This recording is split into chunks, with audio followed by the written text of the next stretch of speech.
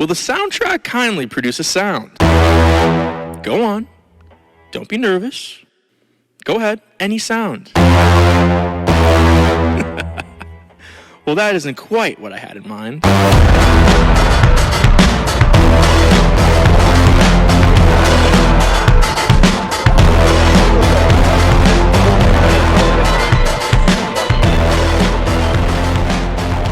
Like, if you didn't know him? Yeah, I'd be like, what? That'd be pretty strange. Using the reflection of her own eyes to check himself out. Yeah, it's like gross. That's the point. It's supposed to be like I'd be nasty. appalled. I would try to walk out. I don't know how to get out of here even. The lever's not working. Maybe I should try crushing The door's locked. Exiting the chop shop now. Well, welcome to Second Floor Experience, you guys. Hey, man. It's been a long time coming. This is not the official crossover of the Outlands or the Music of the Day Job podcast to Second Floor Experience because the PP. Nathan's not here. Yeah. But one of our listeners wrote in and said that he'd like to hear more like formal introductions for our guests and for like what the Second Floor Experience is. I don't really have that one ironed out, but this was my first attempt at a good introduction for anyone who's not listening that don't know you guys like at all. Yeah. You're Sam and Gavin. Yes, Yep. we are. Okay, you're band members of the Outlands, Mm-hmm. along with Nathan, who's Don't not look here. at He's me, at a Zach. wedding. You have a podcast. You can't make eye contact with me, bro. You have a podcast. Why is this going on? You just ruined his whole. Yeah, I'm trying to get through My this. bad. Hold on, Let's keep going. Keep You have a going. podcast called Music the Day Job. Yeah. Okay. This is like your last like ditch effort. We all talk about the. Okay, let him get through. Let him get through. Y'all talk about the pursuit of music Yes. and also Magic the card game. Oh, no. And any other like. I was low. I was low. Dang. But y'all talk about the pursuit of music as a craft and in life as well. Yeah. So Gavin, Dang, You're a we didn't even do concept- anything yet. you're a concept artist / animator. That's good. Who's the drummer of the band called the Outlands, and you dropped out of college to pursue a music career and life of art, along with Samuel Hirsch, Hey, man. Cheers. who graduated from SAGU. You're a lead vocalist and writer of the Outlands, Correct. and an ex-worship pastor. Yikes. Wow. Ooh, we got through that one. Hopefully, Surprise, I can do that surprise. just in my head. They never once Future. called me pastor. Everyone's gonna know. No, Can I they call you asked, pastor? but they asked you like pray over the meals. Yeah, I did have to pray over the meals. What if we all I was started trying to calling you eat. pastor? I wouldn't like it. I would be anti. I called him pastor at Easter. Before we ate, I was like, Pastor, can you pray over the meal? Yeah. He man. answered too. He said, yeah. He answered to it. Hey, man. That was a really great intro, man. Thanks. I did my Wait, best. so are you guys going to, like, are we going to, you guys aren't going to post this to your podcast? Yeah, this is Are you- not this the is just- first. okay. Yeah, this is just, Okay. this is just us. This is us. Just- all right. Wait, did you mention that they Why do you a want to trade podcast? episodes? We can like. I did. You weren't listening to the freaking thing. I did say I that. guess we can like. You're not getting our brand. You're not getting ours. We can like trade episodes. I guess like we give you That- guys the dude, two that that would we have with you. Yeah. all. This feels gross. It feels sinister now. It's too equal. Why are we bartering? So, how long have you guys been friends for? I think I legit saw a thing yesterday. 10 years. 10 Exactly. years, Like Dang, around it's this. your 10-year anniversary. Yeah. Well, it wouldn't be do around anything this to celebrate? time. It'd be like 10 years October. yesterday? We're coming October. up on 10 years. Yeah. Oh, What'd you say? You guys know the day you became friends? No. That 10 years ago today? Probably like the month. I would say like October. Yeah.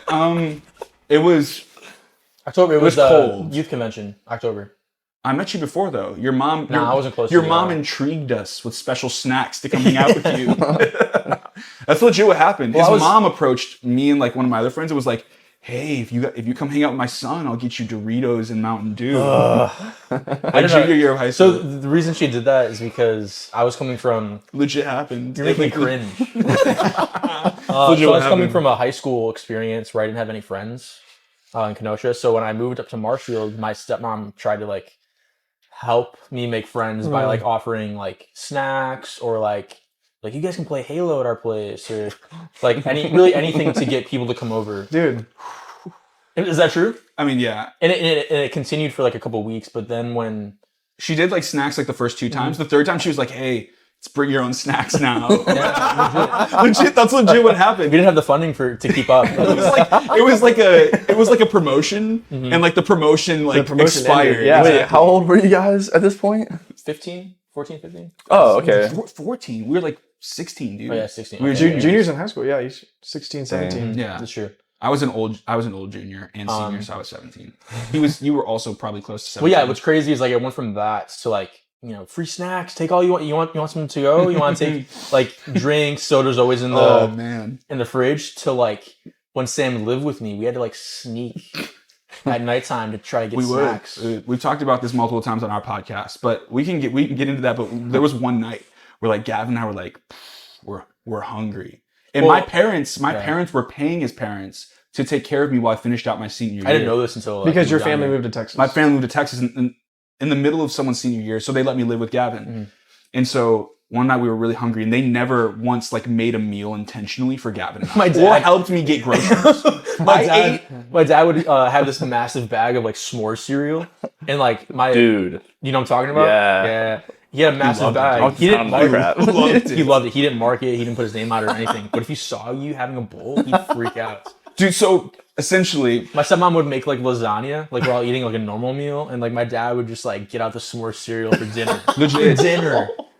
legit, Like I look over and be like, that's F's. What the? I want that. he was like, there was one time where Madden was like, hey dad, like you want a plate? He was like, nah, just bring me a bowl. He said, no, I'm not. He said, he said double. There was like a bowl for it. Yeah. But so I worked at Arby's my senior year, and like I lived on Arby's sandwiches because like that's all I could eat. But like I did have like a 32 pack of ramen, and I had like 2 packs. Like I had like 2 individual packs out of the whole time I had Is that it. the cups? No, Or it was like the Okay. bags. Yeah. And so what happened is one night I was like, you want to know what? I want some ramen. There's supposed to be 34 bags of ramen left. And I went under my bed to snatch it, and it was just wrappers. Gavin had pieced up like 34 bags of ramen over like a period of I wonder how time. many calories that was total. It didn't matter. We were in high school. A lot of sodium, dude. I didn't eat them all in one sitting. Jeez. I know, but I'm saying. He's like doing a mukbang whenever like really early on. He's like, all right, guys, I'm about to kill 13,000 calories of ramen noodles. It was like Loki was like surviving on an island, and like he's like trying to get our food storage. He's like, dude, where's all our food? And Gavin like looks back, like slurps in the last noodle and like wide-eyed at me. Like Sam and Frodo or something. No, but we were trying to go up one night. We were hungry. And so we were going to try to go up to the pantry, but like they told us, you can't have anything in the pantry. It's for the boy. He had his 2 younger brothers that were living with him. They're It's for the lunches. It's for lunches. That was a big slow. Like, can I have that? No, it's for lunches. So we were like, we just wanted like some fruit snacks or something, man. We were Crackers. we were playing Black Ops 3 and we got the munchies, you know? And so we snuck upstairs, and like the pantry would creak a little bit. And so like we like, you know, like you do it real tight to your body and you like When we twist leveled it. with each other, we went separately. Like it was like my turn, and then it was Sam's turn. It's really taking turns to go up. So like, cause we got it, and like I got the door open just like a smidge, and it like creaked, and we like heard movement in his parents' room. So we like all the way like back downstairs, and then so like we waited it out, and like we went back up. you got it partially open. We did get it partially open. Like we just didn't have enough to like get our hand in, and then we went back up, and the pantry was closed. And they freaking knew, dude. They knew. There was no transaction of words. It was just that door being shut's like, go to bed. That's all they knew. They knew we would come back for more. Yeah. And it was closed almost as if to say no. What's crazy about like Sam's Arby's like time, I guess you could say, like that's what he survived off of, was stealing sandwiches from Arby's. I would put him in my coat pocket. No, you wouldn't. Like I'd be like, you good? You like grab him like There'd be like 5 Arby's sandwiches, like tinfoil coming out. I'm like, hey, Gavin, I got you. Like he's like drawing at we're something. eating tonight. These are beef and cheese. Dang. Okay, wait. Did you live in Vegas before that? Before Marshfield. Yeah. Okay, then your parents moved to Texas, and then Yes. you went and stayed with No, him. no. So it went. They moved to Marshfield first. So I was born. Oh. I was born in in Menominee Falls, Wisconsin. For anyone who cares. So I lived in the Kenosha, Milwaukee area for a long time, and then we moved to Las Vegas, and then we moved to Marshfield, and then I moved to Dallas, then to Austin. But it was Kenosha before Kenosha before. Yeah. Dang, okay. Best pizza on the planet. Kenosha. I need to go, dude. It's too bad. Almost like do you think we may have played a Weird. trip? That would have been cool. Fell through. Dang. Maybe God will somehow let us live through that in heaven. Yeah, we'll go. We'll make a trip. We've got a lot of trips to make. We got a snowboarding trip to make. We do. It's been years in the talking. Not in the making, in the talking. In the talking. It's been years in the talking. I'm gonna let you know the pizza tastes even better the way that you're trying to think about it. Like, what if it tastes like this? It tastes even better. Is it really that different? It's nuts. It's nuts. Like compared to Slapbox. Like if Slapbox here not is even like comparable. Dude, they have a festival in Kenosha for pizza. For pizza. it better be freaking good. It's dude. nuts. Wow. I asked my uncle. He lives in Kenosha. And I was like, "What's your favorite pizza spot?" There's so many good pizza places that he goes, it changes from week to week. Yeah. Legit. He goes to different places, basically like off taste, because it's so good. You'll have the best pizza you'll ever have and the best root beer you'll ever have. Really? I'll also say a pretty good cheeseburger. That might sell you. That's I right. might, dude. It's the best root beer you will ever have. I don't know, dude. Have you had the root beer in Louisville? Hey. He's a no. You know, it's like Wisconsin is like a very. You don't know, dude. I don't know, man. I've had some There's a pretty reason. good. Okay, I've had some pretty good root the beer. Culver's fast food chain, or the Wisconsin fast food chain, Culver's. Mid. Okay, that's fine. It's a fast food chain. I'm not pressed about that. Isn't like, you know, Their thing is making root beer because root beer is a thing. in Their root Wisconsin. beer is very good. I will say that. But that's just the fast food version, bro. but yeah, the Wisconsin has, I think, two major brands of root beer. It's Point from Stevens Point, the Point root beer. I'm pretty sure Sprickers is also from. It is Wisconsin. Yes, correct. Those are two major root beer like I don't know, Distributors. manufacturers, whatever, from one state. And plus, you have to talk about Milwaukee and just like the culture around beer. Yeah. So here's the thing. Here's the reality, Zach. You Is sound like an idiot. you were? No, I was gonna say. Crazy. I was gonna say he was borderline meant to be like born in Wisconsin. They've got bikes, freaking home of Harley Davidson. We got I didn't root know beer.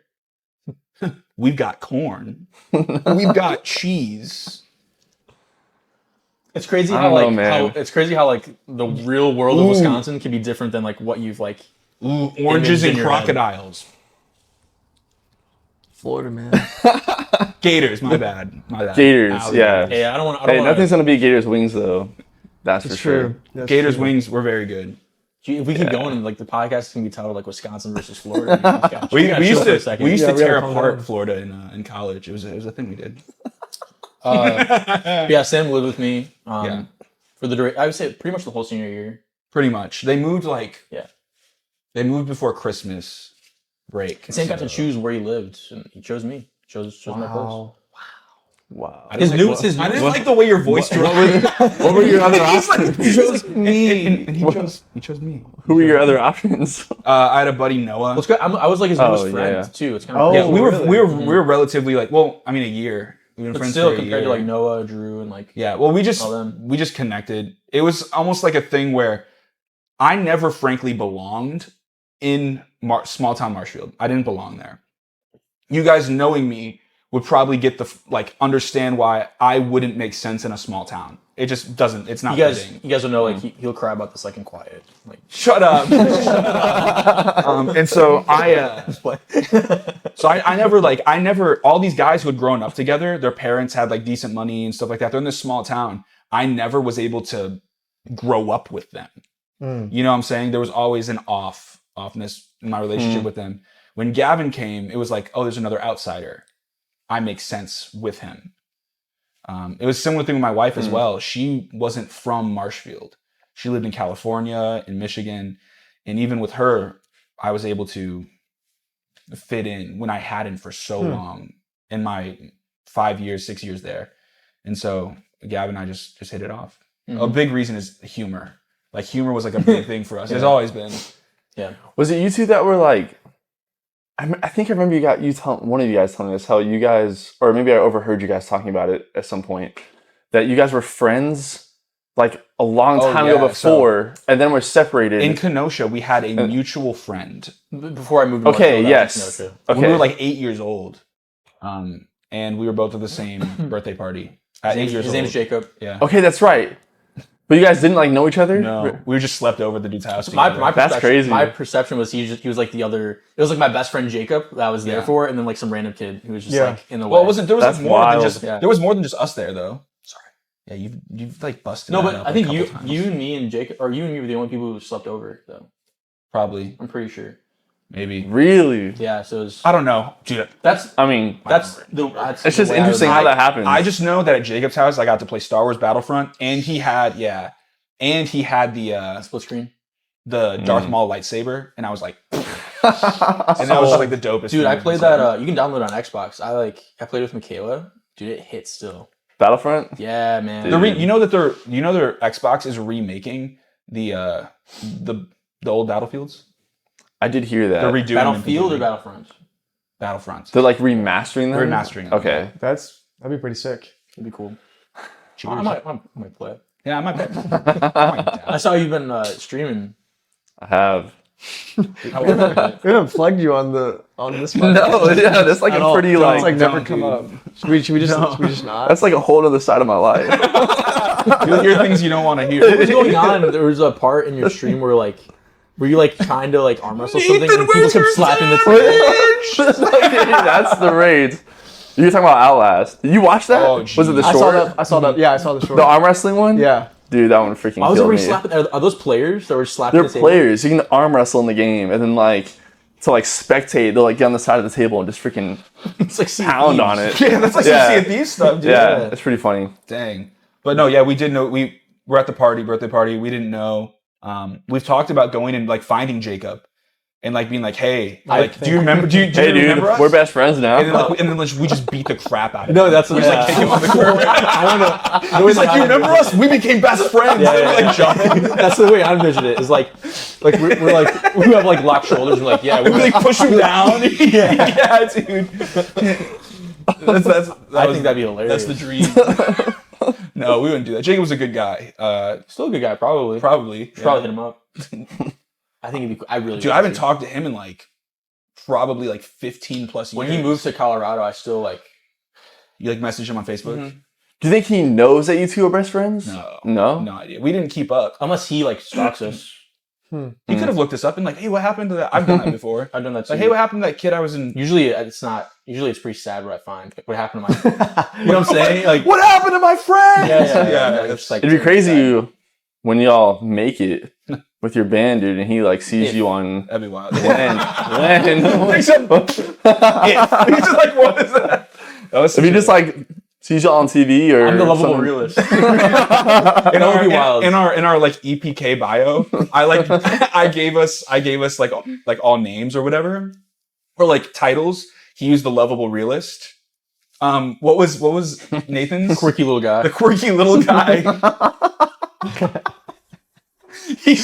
I told him that, and at first he was like, "Really?" And I was like, "Nathan, like, It's him, Dude, That's him. Nathan's Gosh, pretty much dude. Zach's roommate. I don't know if you guys have said that on here. Pretty I think much. so. Pretty I much know, yeah, I Zach's know. roommate. So that Almost that 4 could be years, right? perspective. Huh? Is it 4 years? It's been almost 4. I think it's been 3. I think it's been 3. You like that, think. the quirky little guy? That Where good, were good. you? Where were you? I was The MVP. no, I was like was like the outspoken mustache or something like that. Okay, I think wait. it So what happened? Like, you guys graduated and your senior year. Yeah, I went to SAGU, and I actually toured Sagu with Sam. he did. He was supposed to come to SAGU with me. You like this part? We talked about this, and his I parents don't know why I like thought that was funny. put an intervention together for Gavin, pretty much. Actually, Jason came to my Using house. I was about to say using my dad. So they did an intervention for Gavin using my dad. What? Mhm. Yeah, man. Yeah. They were Wait, like, what? yeah. You don't know about this? So I don't think so. so Gavin and I, and as Jason like was the head pastor at the time. yeah, as seniors pastor. in high school, we're like, let's try music. Let's try pursuing music together. And so like we had this like idea, like we were gonna full send it, and his parents were like, you I was need into to like the learn. theology. I was going to do study theology. Okay, yeah.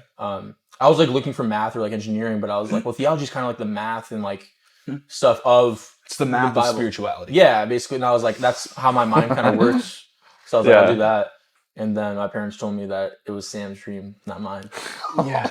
Exact words, man. If I ask him like to this day, I'll be like, what do you think now? Like I'm down here in Texas, sacrificing my life for this. Like would you? And they're like, we never said that. We never said that. Pretty much anytime we bring up when I lived with them and like all that time, they are like, no, it didn't happen. And we were like, yeah. Yeah. Actually, your dad laughs about it. No, he'll be like, yeah, it happened like that. Sure. He called me. He listened to our podcast, and he was like, it didn't happen quite like So that. the very first day I was living with Gavin, I Noah slept over too. Noah might have slept. Yeah, our buddy Noah might have slept over. So I'm living with them, and so like Gavin and I are like walking upstairs, all tired, about to walk to school because we live super close to our high school, so we were gonna walk across pretty much the street.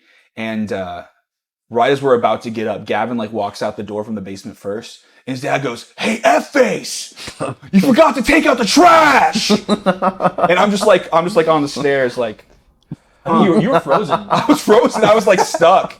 And Gavin like walks up. He was rolled my eyes. he was like, "Oh, dude, my bad." He's like, "Well, go F and do it then." So like Gavin had to walk out, and I was like, "What's up, Matt?" He did a really he was like pouring a cereal or something. Yeah. Like, S'mores. S'mores. legit, man. Breakfast That's and dinner. hilarious. Breakfast, And lunch. breakfast, lunch, and dinner, And man. lunch? Everything. It was like, What? like, dude, he loved it.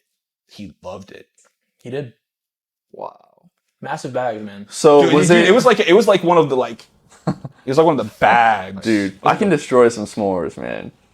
Not like my dad, dude. I don't know. maybe not, After maybe like, after like a pound and a half and like maybe a gallon of milk, I might be cooked. So. This is the I don't really eat cereal that often anymore, though. Last thing I'll talk about my dad and the cereal because I don't want to linger. I'm surprised his like mouth wasn't like all cut up because when I have cereal, like you get that like in the sides of It's the your mouth. calluses, dude. Captain Crunch. Dude, it's like a freaking. You ever shook the hand of like a construction worker? Yeah. It's like that. Like his mouth's like It's scaled. like leather. Yeah, bro. Like it barely gets wet anymore. The roof of his mouth is just a giant It's just callus. made for taking cuts from cereal. Like leather, bro. Great. He like struck a match with it. You guys need to start a fire. That'd be Holy wild. crap! He's like making wallets out of his shit. God, Okay, what were you wait. saying?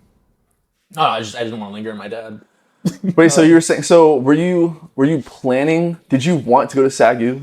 Yeah, And then, yeah, and then yeah. your parents basically talked you out of it. dude, second Kinda. floor So the- would have been a different place. I was gonna Had ask he you. come. I was gonna ask you like what you think, or I guess how Gavin. I mean, maybe I don't know how. I've talked to Nathan about. Nathan's asked the same thing. How I would have fared. It's like Yeah, like how you would have like fit in. I don't to think the that. group. I don't. Do you think he would have vibed with second floor? Do you think he would have like hung out I with wouldn't us? have moved to second floor. No. Had he been Oh, really? Because my first year. So Really? Here's the Glad reason you why. go to SAGU, Gavin. Here's the reason why is I like was on that. first floor my first year.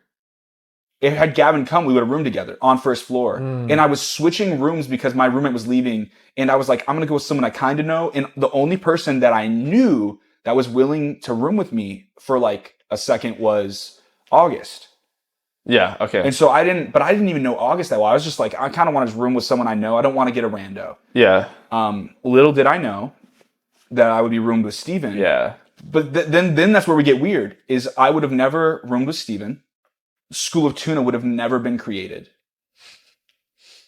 So can we just back up for a second that we didn't tell people that you were on second floor too? Oh, my bad. And no one knows what School of Tuna is. That's fine. That's fine. Okay. That's fine. We'll get there. We'll get there. Well, yeah, we'll Wait. recap on that. We'll Yeah, come yeah, back yeah, to yeah. that.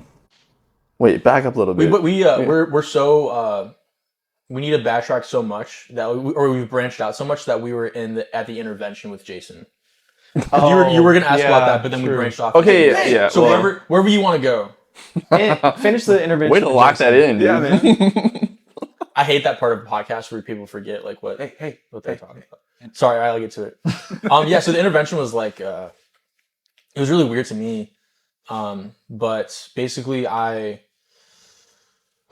was like basically like leveling with Jason and being like I was leveling. I was just like I want to do this. Like I feel like what am I gonna do for the rest of my life? Just make money? And then Jason was like, it's okay to make money. It's okay to have nice things. And I was like, but what do I just do? Just like work my job and just give money to the church? Like that's all I do? yes, good. And he was like, yeah. He's like, but if you have, when you're blessed and with these skills and you like God gave you these for a reason, like I think he was trying to get to that point of like you should just do engineering and He was trying to make Gavin's parents happy. My dad was just trying to like Yeah, he's trying to keep yeah. the peace. situation, He's trying to keep the peace. Yeah.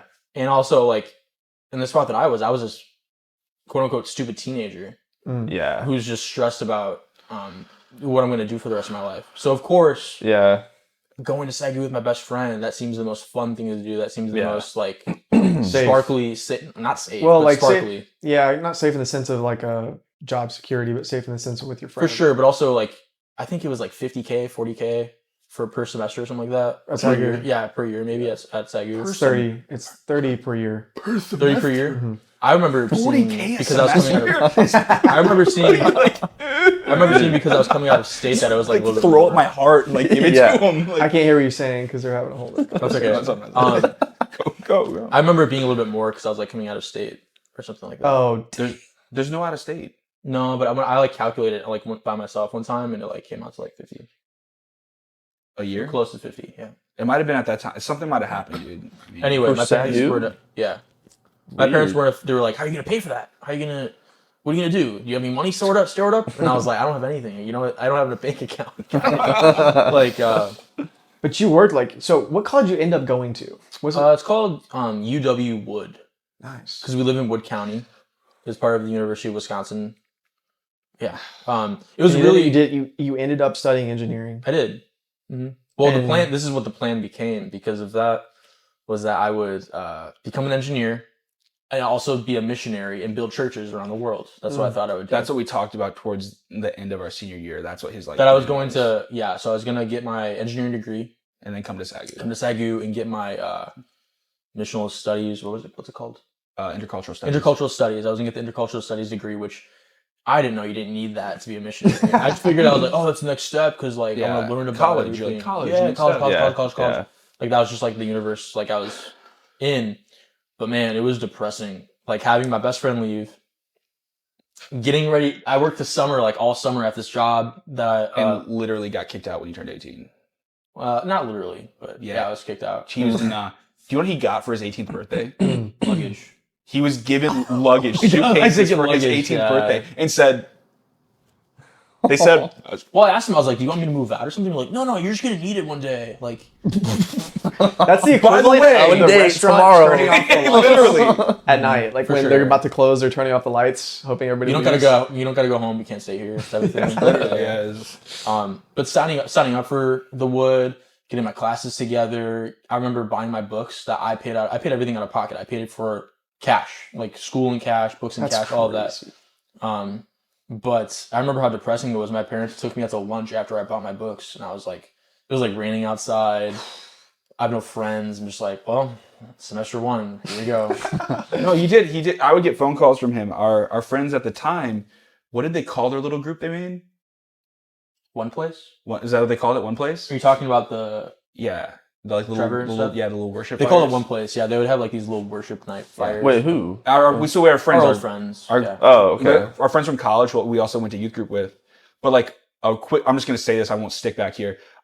I stopped attending youth group pretty much at the beginning of my senior year. We both did. Where Yeah. were you when I went? Yeah. Well, so like I just felt like out of place. We got like a youth that, pastor so, who was really young. I didn't feel like he was a leader. I felt like he was more of a friend. And I also was just like, I was sick of the youth group culture. Mhm. Everyone dates everyone, and it was just I just didn't want to be there. And so we weren't going to youth group. Once we stopped going, like it was a big deal because Yeah. like they're like, "Where are you? What are you guys doing?" We're playing like COD. Or Yeah. So something. the reason that's a big deal is like yeah, our life's going to shambles because we're not at youth group. that matters because that whole group of like youth group kids ended up creating something called One Place where they would go and they would This is college, first second year. Of yeah, college. they would have worship nights and they would practice the gifts of the Spirit. Mm-hmm. I'm not going to get into a conversation on the gifts of the Can I just Spirit. tell them what it's like? What it was? Yeah, like for pretty me? much. Okay. I would get phone Wait, calls. okay, wait. So this is first, second year of college. You're at SAGU. I'm at SAGU. He's but, hearing- but he's you're hearing doing about all this this from stuff. me, so yeah, I'm okay, hearing from- okay. So I would go to these one places as like almost like a young adults. Yeah. I guess you could say because Yeah. there was no young adults where we were, and like things would happen where I would just go and I'd be like, this is kind of chill. The worship music is playing, and there's a fire. Like this is fine, I guess. Like my life kind of sucks or whatever, but I have an end goal. There's like a light at the end of the tunnel, so I kind of went, and like Oh my people God. they started getting crazy and like going all flowy and stuff like that. Like And that? Pretty much. That's what it felt like. Worshiping, and then like people would come up to me and they would say they Like, had Gavin, right? Hey, buddy. They knew me. That's what- hey, buddy, what? They would come up to me. Church Chad, bro. No, so they'd be like, hey, Gavin, I know I'll do it. Gavin, before you leave really quick, I feel like grab my shoulders. I feel like God's got a word for you. Pride. No. They would like, say stuff like that. Yeah, so they would Yeah. Like they would touch on me, feel on me, whatever. I just And they would tell me like they had these words for me, and I was really turned off. Like I was like, what is it this time, Brett? one of them was pride, one of them was pride, one of them was patience. Maybe Yeah. maybe one was greed. You gotta watch out for the greed. And they had these words for me that are supposed to make me not in my mind. I'm like, what am I supposed to do? Am I supposed to freak out? Am I supposed to? I don't know what to socially do in that moment. Yeah. And it just felt Repent. wrong. Well, that's what's crazy is like they learn this stuff at the colleges they went to, and what they're used to happening is this big explosion of emotions and show. How'd you know? Yeah, how'd you know? Oh my Yeah, God. okay. I'm always just caring about the money in my account. You said greed. God told you that. God told you because then they'd be like they didn't get gassed up to feel all high mighty. They're like, yes, it's because I'm anointed by the Spirit. It's disgusting. It really, like, that's how it really went? Yeah. Where were they going? Were they experiencing North that? Central. They went to North Northwestern. Central, Northwestern, in Minnesota. Yeah. Twin Cities is like there's a lot of hyper mysticism in the cities. Yeah, And Christian okay. stuff. Kinda, Okay. it was disgusting to me because of like these people were trying to, as a motivator to like reach the lost or whatever. Yeah. It's almost like they want to have like a part in it. Like they're saving me. And Oh. it was pretty jacked up. You're just gonna take my thing that I've been saying recently? Yeah. Yeah. I'm gonna take that. Regardless. I made that up. No, but it's true. That's actually No, what no, happened. it's 100% Yeah. true. They would go to like a convenience store and they're buying something, and they would legit walk up to random people in convenience stores and go, "Hey, mind if I grab you for a second? If they were like, they had the flu or something, like, hey, I'm gonna pray the flu away. No, or they go, I've got a word for you to random people. And the reason why that's like, is then it takes away from the relationship of pointing to Christ. I'm not going to get into that. People probably get ticked off that I'm frying that, but it was like messed up. And Yeah. another reason why they were doing those things is it's stuff they were learning in YWAM. I'm not going to get into YWAM. Gotcha.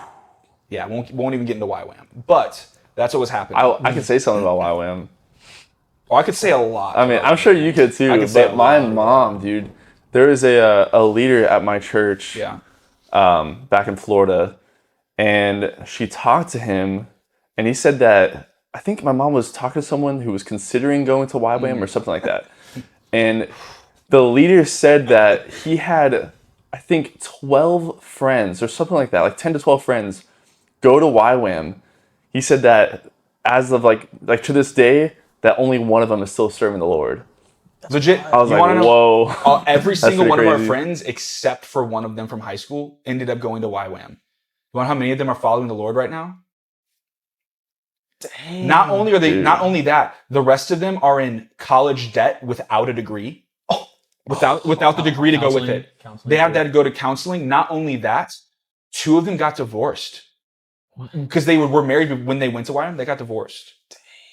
It like How did they end up with no degree? because YWAM gives so you expensive. YWAM is so expensive, it's college debt without the degree. Oh. Is it really? So they Yeah. would take out loans. They would to take out just loans because fund they're YWAM. trying to so you can raise the money. You can Yeah. try to raise the money. You're not raising an amount of college funds as a high schooler. Yeah. You're not raising that much money. I'm sorry. I had friends like having like garage sales to go to YWAM. Dang. Like, I was Man. like, this is wild. And it was also crazy to me too. I'm only gonna say this, I guess. Like, I'm someone, you guys know my story. Like, I was grinding. My parents aren't helping me with Dude. anything.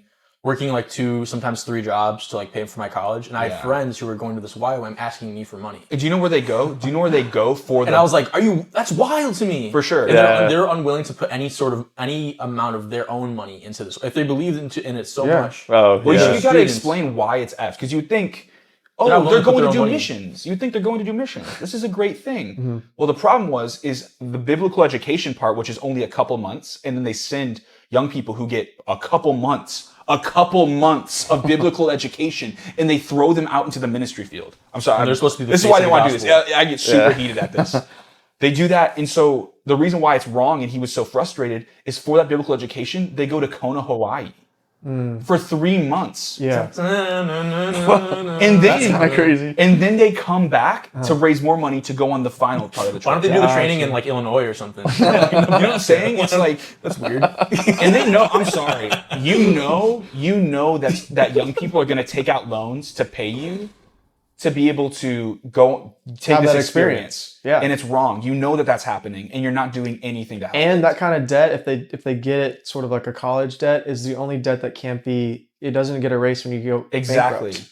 It's the only debt that will stay with you. So That's crazy, man. That's why we're saying it's effed. Yeah, it's very wrong. But- It's very incorrect. Anyway, so wait, where were we before the Y? So essentially, we were talking about all the how friends. how much you were freaking grinding to pay Oh, yeah, cash I was- for all your college? Well, Yeah. no, that was that, but it was we. No, went back. you're talking about the one place. Yeah, the one place. Yeah. Nice. and stuff Right. like Yeah, that. yeah. Good job, Zach. Why would Yeah. So you were calling Sam There we like go. basically. Well, no, I was this talking to a sucks. lot of people. I talked to my youth pastor about it. I was like, "What is up with that?" And Well- he was like, We're talking about "No, I know. I the relationship between you and I, though. Yeah, I That's- know That's that. why I I was- was okay.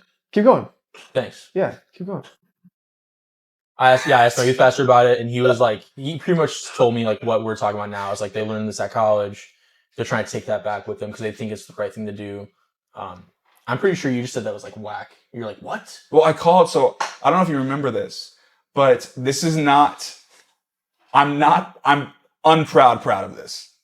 I thought it would be funny to call like the main guy, the guy who's like leading it all. You didn't really do this. His name was Trevor. Did you really do this? Yes. The guy who's leading one place. One place. And like, I was like, hey, bro. I texted him, was like, can you give me a call when you get the chance? I've got a word for you. You didn't know. I didn't know. Wait, you texted him Yeah. that? Yeah. Did you call? You were such a Yeah, troll. dude, of course he called. He has a word. And so like, I just like, Tell me. I just said, I don't even remember what I said because he got really uncomfortable. I have this word. It's divorce. He's the. You shouldn't have said that. Like he's the one that he's the one that got one of the ones that got divorced. Oh, And so, That's the word I got. That's for me. dang, bro. I can't remember what I said. I said something. I'm not. Terrible. I do know what I said. I'm not gonna say it. But I said something, and he was like, I don't know, man." And I was like, What was the word? "I'm not gonna. I don't want to say it. I don't They want to can say what I bleep it said." out. Yeah, we'll bleep it out. Work your Say magic. it. Work Say your it. magic. I was like, I just didn't want to. You'll bleep it out. yeah. Yeah. I was like, the word's porn. I was like, that's legit what I called him and said. And I was like, I know that things can be tough, bro. Now we're leaving that in. So crazy that a guy in his early 20s. So weird. I that a didn't guy wanna- in his early 20s is struggling with porn. That's so weird. Whoa. That was the point. By the off chance that God told you that. That's Exactly. crazy. Exactly. And so then he was like, well, that's where he got defensive. I don't Like, he know, got weird. man. He was like, I don't know, man. I don't think that that's a problem for me. I have a healthy- I have a And so healthy- I was like, I think it is. Oh, I know how to play. I can You are play the such a role. troll. And Oh so my gosh. I haven't talked to him. God's been weighing your The heart. last about time I this, talked hasn't to him was at our really good friend who didn't go to YWAM. We were in his wedding, and this guy was at the wedding as well. And he was like a serious douche to me in high school, like for no reason. We just clashed. He was. he? Two different leaders. I mean, sure, whatever. You can say that. That's like what You like that. That's what they would say. That's what they would say. You like that. But regardless, we saw him, and the last times I'd interacted with him, he was like really mean. He was like super douchey. But Gavin and I went, and we were just like doing our own thing. Well, the idea of that was it was low key like me and Sam versus everybody else. That's how we felt at the wedding because all those other guys were there because Noah was also friends with them. Were you guys a part of the bridal party? Yeah, we were. Yeah, Okay, we okay. were in the wedding. I had people tell me like, you don't deserve to be in the Well, wedding. I told Gavin. I was like, what? so essentially, I have a word for So it. I told Gavin. I have to tell him what happened there, though. So at the wedding, we were sitting at the table, and I was sitting next to Gavin, and I looked at Gavin, and so the other guys that like thought that way about Gavin were ushers, and they were mad that they were ushers, and they weren't in the wedding. And so I was like, Gavin, I was like, yo, you should go tell the guys that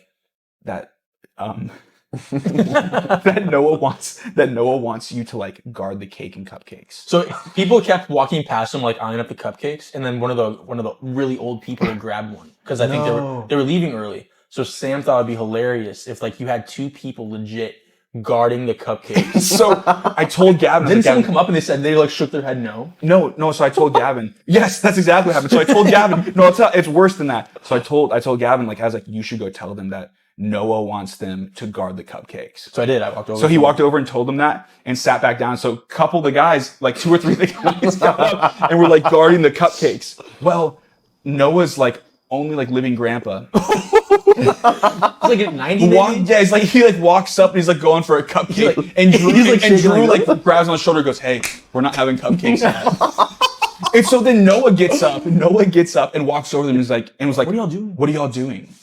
Like, why did you just tell my grandpa to go sit down? And they were like, they like looked over at Gavin. And Gavin and I were like looking at him. And then they walked over to Gavin and they were like, you don't even deserve to be in the party. And we were just like dying laughing at him. But yeah, dude. Oh my God. They did not like Gavin. It was effed about it. I'm sorry. I'll say this one last thing. What's super effed about that is Gavin and I are super close. Like, we're very, very close. But every night we were there for like 4 days. A different guy would come up to me, and we can get into this later. But like, they would legit be like, "Hey Sam, can I get some time with you, bro? I just want to go for a walk with you." And so this has been a perpetual thing that happens. Is That I've noticed, that people have noticed. yeah, so they legit, like Gavin and I were just vibing, having a good time. They'd come up to me like, "Hey, bro, can I go for a drive with you?" Gavin, can you let me and Sam have some time? Legit, that's what would happen. That is so frustrating. Or you get like dude. backseated, Yeah. and you're just like, The reason why is they would approach me with the like spiritual questions. Like, I just want to talk about life with you, bro. I miss Yeah, you. yeah. You know? I love your energy. Yeah. Because like I recognize that I'm a big personality in a room, and so there's this idea that Yeah. they have of me, but I prefer to spend time with Gavin. I do. It's like I don't like being looked at that way. Mhm. You know what I'm saying? There's a lot of I people like that the say- realness that I get with Gavin. Yeah. Yeah. Where he can authentically be himself with you guys, where it's not like, Yeah. you know. But and so that was happening that whole time, and Gavin and I created a bunch of getting back to the point with the one guy, we got a bunch of inside jokes from this trip because what was the thing that we kept saying, dude? Oh, come on, dude. And so We did it we did it enough that other people started doing The it, whole and then we group cut it started. out, so then they just look like idiots. yeah, it's so what happened. So essentially, we started doing this thing because someone wanted to play like Ultimate Frisbee, and like some other guys didn't want to play, and we're like, come on, dude, come on, They started doing come it. on, dude. And so anytime someone says something, they'd be like, hey, like, you guys want to like make s'mores? And I was like, yeah, come on, dude. It was like that. And so we just made it an inside joke that was going on. And then like the whole trip, like I didn't interact with I did not interact with the guy. I don't want to give names. And randomly at one point he walked up to Gavin and I can't remember why he said it, but he came up and was like, come on, dude.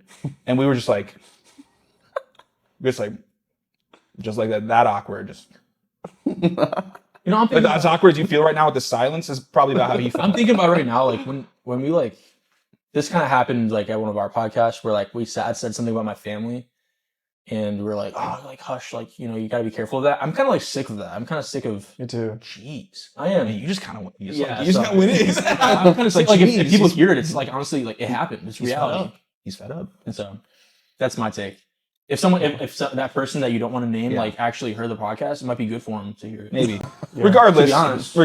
we I messed with that guy. Our friends got really weird and into mysticism, and a lot of them aren't Christians anymore. Gazabazar, blah, Yeah, blah. 'cause I- Yeah, yeah. Anyway, so Yeah. yeah, I was grinding, working. I got my associate's degree, so that's cool. Nice. I use it every day. Nah. I was a semester away from maybe a little more than a semester, but basically that many credits to graduate with a structural engineering degree. Could be making like 6 figures right now, but instead I deliver smiles. Every time you every time you talk about a story, you can just tell like how depressed you are about the story itself. Like you can tell your energy goes down. Like I can't imagine if you actually Almost like it's ended up- engineering, Gavin. like you almost actually ended up living that life. Mhm, Dude, For sure. I've pictured myself. miserable. I've pictured myself living that out, and it's not good. I think What was the point where you decided? Like, what led to that point where it was like, okay, I'm gonna quit this basically. Should I read them the Snapchat message you sent me? You can after this. No, I won't read Let me. it. Let I won't me. read it. Let I can me. get the gist of it. Let me organic. No, you can read it after. Let me organically answer the question, and Sam can redo this. Okay. That's cool. Is that cool? Yeah, that's fine. Okay. I mean, I was like kind of carrying 2 plates at one time. Like I really loved art, painting a lot, and I was Well, carrying and this literally other- because you're being a waiter. Yeah, I guess that's why I paint this image. Good one. one, man. I got to put one in with you happy? all the artists over here. Are you happy you told that I'm joke? very happy. Do you regret it at all? No, not at all. Okay. So I was carrying these The 2 bags. plates. No, I was carrying these bags of garbage. No, so I'm holding the art, and it's heavy, getting heavier. You know, like that I'm holding on to the engineering. It's getting heavier, and I have to choose one because I can't just live with this dual life. The art aspect, this is about the same time you were doing art while you were doing the structural engineering too, right? Yeah, I had like an easel, bunch of canvases in my apartment. So I was like painting every other day, just kind of loved it. It made me like feel something. And which is I honestly discovered art when Sam left, which is kind of how I discovered myself, kind of. Yeah. So, Mm. but yeah, it's hilarious. I was just gonna say, like, you get a phone call like, Gavin, I think you're losing yourself. And you just, Yeah. yeah. So, But no, yeah. So I chose art. It was a big thing was Sam pushing me. A big thing was Michaela pushing me. Oh, so Michaela Mhm. was for you quitting too. Yeah. Who's your wife? She was my wife. No, Yeah. yeah. Thanks, guys. But yeah, I also like knew I didn't fit into the engineering crowd. Like I like to think I don't like to think. I feel like sometimes I'm an introvert where I kind of just avoid people. But when I was dealing with the people who were in the engineering department, I was like the most lively person there. Like I was the one initiating like the group settings. I was the leader all the time, and I just didn't fit in at all. Like I was good at the math. I was good at my professors would be like, "You're nuts at drawing these structures. What the heck?" Like he would like pull you like, "Some of you guys are crazy artists. What the heck?" Like I was good at the arts and stuff, and in the math, but I just didn't fit in. I couldn't imagine just being like a cog, like this like machine. Like what do I get to do? Like I worked on that small part of that building, like or, like I designed the plumbing of that. Whatever. Yeah. It just wasn't me. How'd that conversation go with your parents? My parents were in a place. I mean, a lot happened from high school until. I mean, that's like 3.5 years. Yeah. they weren't very involved they were at the not- time. No, they were not involved really. Because you were paying everything. Yep, I paid for everything. I also got kicked out like 3 times. Nice. I had to, which is really sad. A really sad story, which I guess maybe could be part of like a movie someday. Is like I legit had to like throw away all my paintings. So Yeah, I was, dude, I was- he I was called living me. out of my car. He called me like a couple days after. He's like, "Yeah, I threw away all my paintings," and I was like, "Dude." I was like pissed. There was this one skull one. I still have a picture of it. The skull one you did that I really wanted, and I was like, "Where'd you put them?"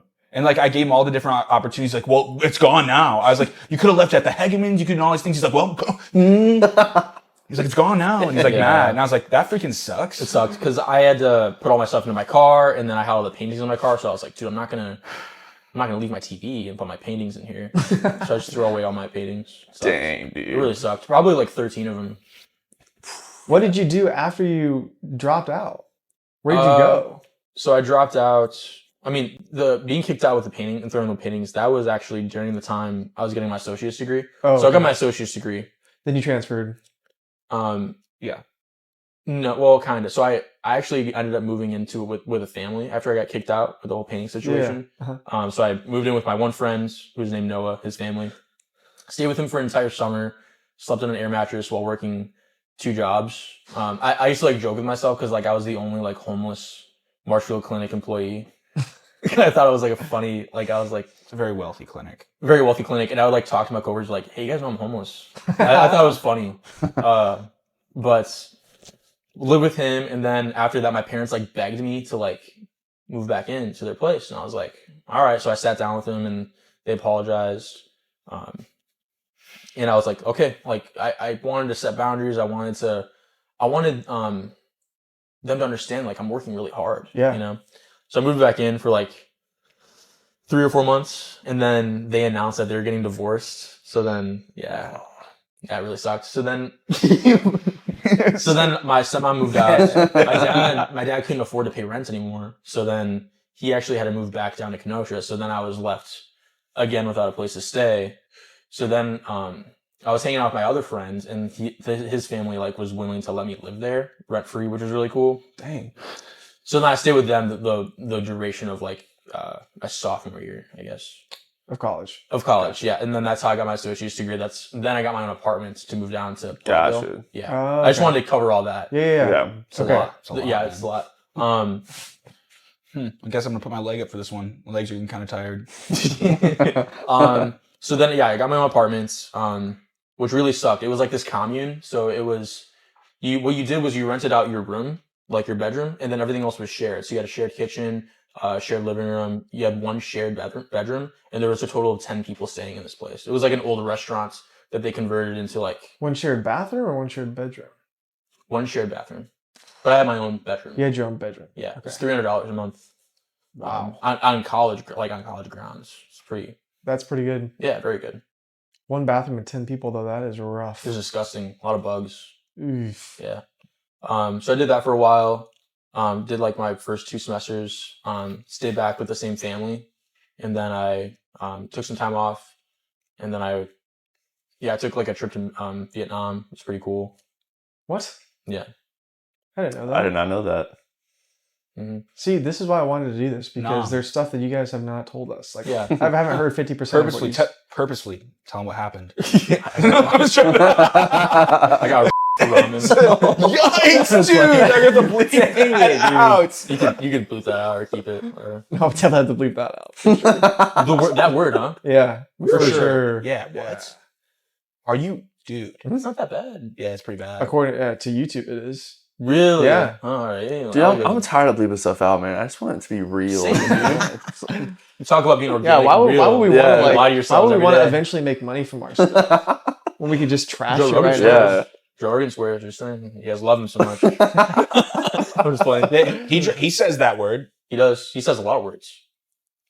Anyway, yeah. So I went to Vietnam. I mean, Really you can't fun. really cancel Joe Rogan now. He can't Yeah. They're cancelable. They don't have the rep yet. Yeah, get your rep we're up. not even worth being canceled. Get your yet. tea up, You have to idiots. you have to get to the point where you're worth being canceled before they'll actually come after you. Yeah. We're not Yeah. even there yet. That's true. It's like an IRS audit. Mm. So yeah, I went to Vietnam, and during the Vietnam trip, actually, Vietnamese. You were about to say. You were about to No, I say. wasn't about Vietnamese. I heard it. I heard it coming. I'm trying to get this together in my head. How long were you there for? 2 weeks. Okay. But I had met Michaela actually before going to Vietnam. Okay. I'm sorry, I'm like trying to find it all. It's okay. Met Michaela, went to Vietnam, but before Vietnam, Michaela announced that she was moving to Washington, which really sucked for me. And then I went down to Texas for his wedding. So there's a lot of stuff happening. They were like, Holy crap. They were like broken up So I while first he met was you. there for Yeah. my wedding. Yeah, They were like broken up Whoa, while he was there for my what? wedding. Yeah. yeah. That's why you went so crazy. Yeah. Maybe one Yeah, of the yeah. subconsciously, Wow. honestly, was like, it's Sam's bachelor party. I gotta go Yeah, hard. gotcha. Like that was like the I mean, that's a bit just for everyone that's like not aware. If you ever hear like the legend of the bachelor party, it was like a bachelor party that took place over like a week and a half, and like 30 dudes showed up for the bachelor party saying- for a week and a half. For a week and a half. Are you saying you're a Dude. legend? No, the legend of the Oh. party. The Bro. legend? The legend. The The legend of the party. Doing? Okay. Holy I was crap. like, that bachelor party is like a clash of worlds. Oh, dude, it's like it is. Because it's like all second floor guys come and like we hang out with all you and all of your Wisconsin friends. Oh yeah, it was. It's like it an will anime never party. happen Dude, again. Mitchell was there. Yeah, Like it was just so odd, like, such an like odd time. You remember in Naruto where like all these characters that were by themselves, like in their own little groups, now Yeah, all come and then together? they all come together. Yeah, kinda- that's what that's it what was it was like. like. not only was it that, Yeah. it was my Wisconsin group, my college group, my first year college group, my original friends from Kenosha came. Yeah. Jeez. Dude, Benji was there, bro. Benji was low key there. What? He was there. He wasn't low key there. He was there. No, like Yeah, he no, was but like there. it wasn't. Benji knows what I'm saying. I mean, when yeah. I say low key. Yeah, yeah, yeah. Dang. Thanks for that. Chooch. I was gonna say I was not there. You were like you were around. Yeah, yeah, yeah. He was around. That was Yeah. like right as we like started. Oh, that's what you hanging meant by out, it was Loki. like, Yeah. He was in the world. He Side was in note, the side world. note, I know we don't normally talk to the producer because they can't hear what the producer's saying. I do want to say, I want to let you know, because I don't think I've ever got to say this, that Gabe was the one that broke the arcade machine. oh, I know. Oh yeah, we had nothing to do with that. I just got a There's phone nobody call. else that would go that crazy. Good. Okay, good. Just getting that. You Just should see getting how that. he drums, man. I've seen it. But anyway, keep I've been going. working before. I just heard it in the distance. Then you came to the bachelor party. You and Michaela were broken up. Yeah, I went crazy at the bachelor party, whatever. Then I drove back up and reconnected with Michaela, which was really hard. And then, then she... But she was in Washington? Yeah, so we did long distance for like a summer. Dang. It was pretty hard. Then she came back. And then she came back. Yeah. Yeah, and then from there on, like the whole thing was getting to Texas. Yeah. Yeah. Saving up money and Yeah. Mikhail and I, I guess, I don't know how far I'm going to dig into this, but Mikhail and I would send like this journal back and forth, like mail it. Almost like back in like olden times. Yeah, yeah. Like we would mail this journal, write in it, and then she would send it back and so on. And legit, like I was reading it the other day and I was like, dang, this is kind of crazy. Yeah, that's pretty Like cool. from where you guys yeah. came from. Yeah, and one of the entries is like when we moved to Texas, and it was like we made it to Texas. I broke your chair. You broke the arm. Can't Right. return it now. $6. No, I didn't break it. No, you didn't. Yeah, good. But yeah, That's Okay, pretty cool. So Texas. Well, then we FaceTimed all the time. So before while you were at Saga, yeah. all the time at Saga, we play Adventure Quest Worlds. But we play other stuff too. But and Smash. yeah, oh yeah, yeah. I'll tell that story. I'll tell that story. It was like I'll just say one thing about Smash. Go ahead. Like we'd be up to like 2:30, and I would have class at like 8. I'm just like sitting there staring at the screen. And it says like Sammy Miami has gotten 80 consecutive KOs or something. And I'll be like, whoa. So essentially, He already has his like character picked ready to go. And I'm just like, no, I wouldn't even be that. wink. My character would be like on random. I'd be like, you can pick. Yeah. So we had FaceTime all the time, and even when I moved here and was doing delivery jobs. The whole day I would just stay on the phone with Gavin for like 6 hours during the day while I was working, and I just talk while I was working. And he would be like cleaning or doing something, and we would just talk about the plans that were to come and stuff like that. Which y'all still kind of do that a lot, right? Yeah, Anytime- and Nathan as well now. Nathan's on yeah, those phone yeah. calls. I don't know our longest one. The other day we were at like a 7.5, something like that. Dang. Yeah, it was like 6. I think it was closer to 7 hours. Regardless, we we would talk all the time. To give you some perspective, and my bachelor party would look very different today. Very different. Significantly different. Your bachelor party or your wedding party? My wedding party. Yeah. My wedding party. A lot of those guys, all the guys pretty much would still be there.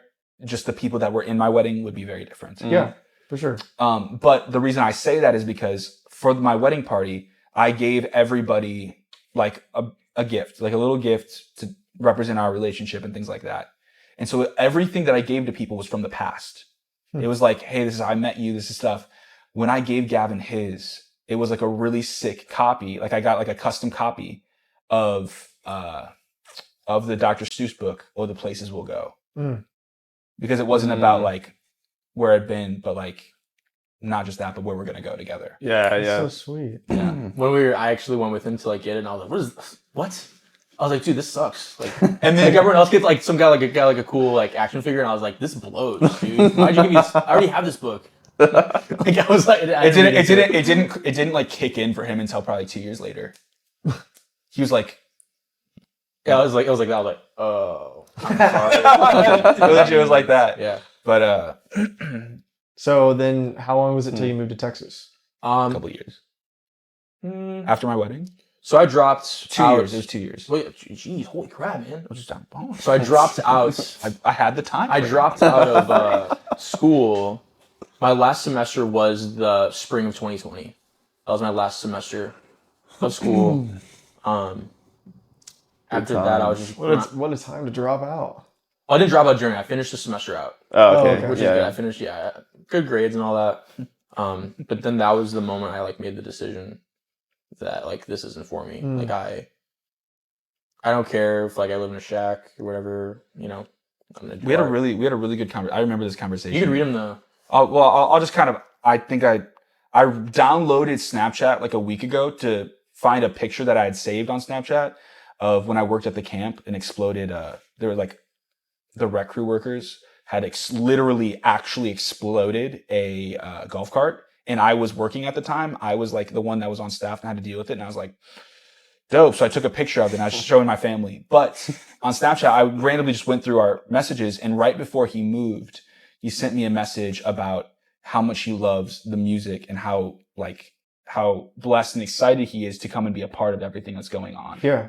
And essentially, we had a lot of, I want to share this. The conversation that I think was kind of the flipping point for you is we had a conversation about comfortability versus reality.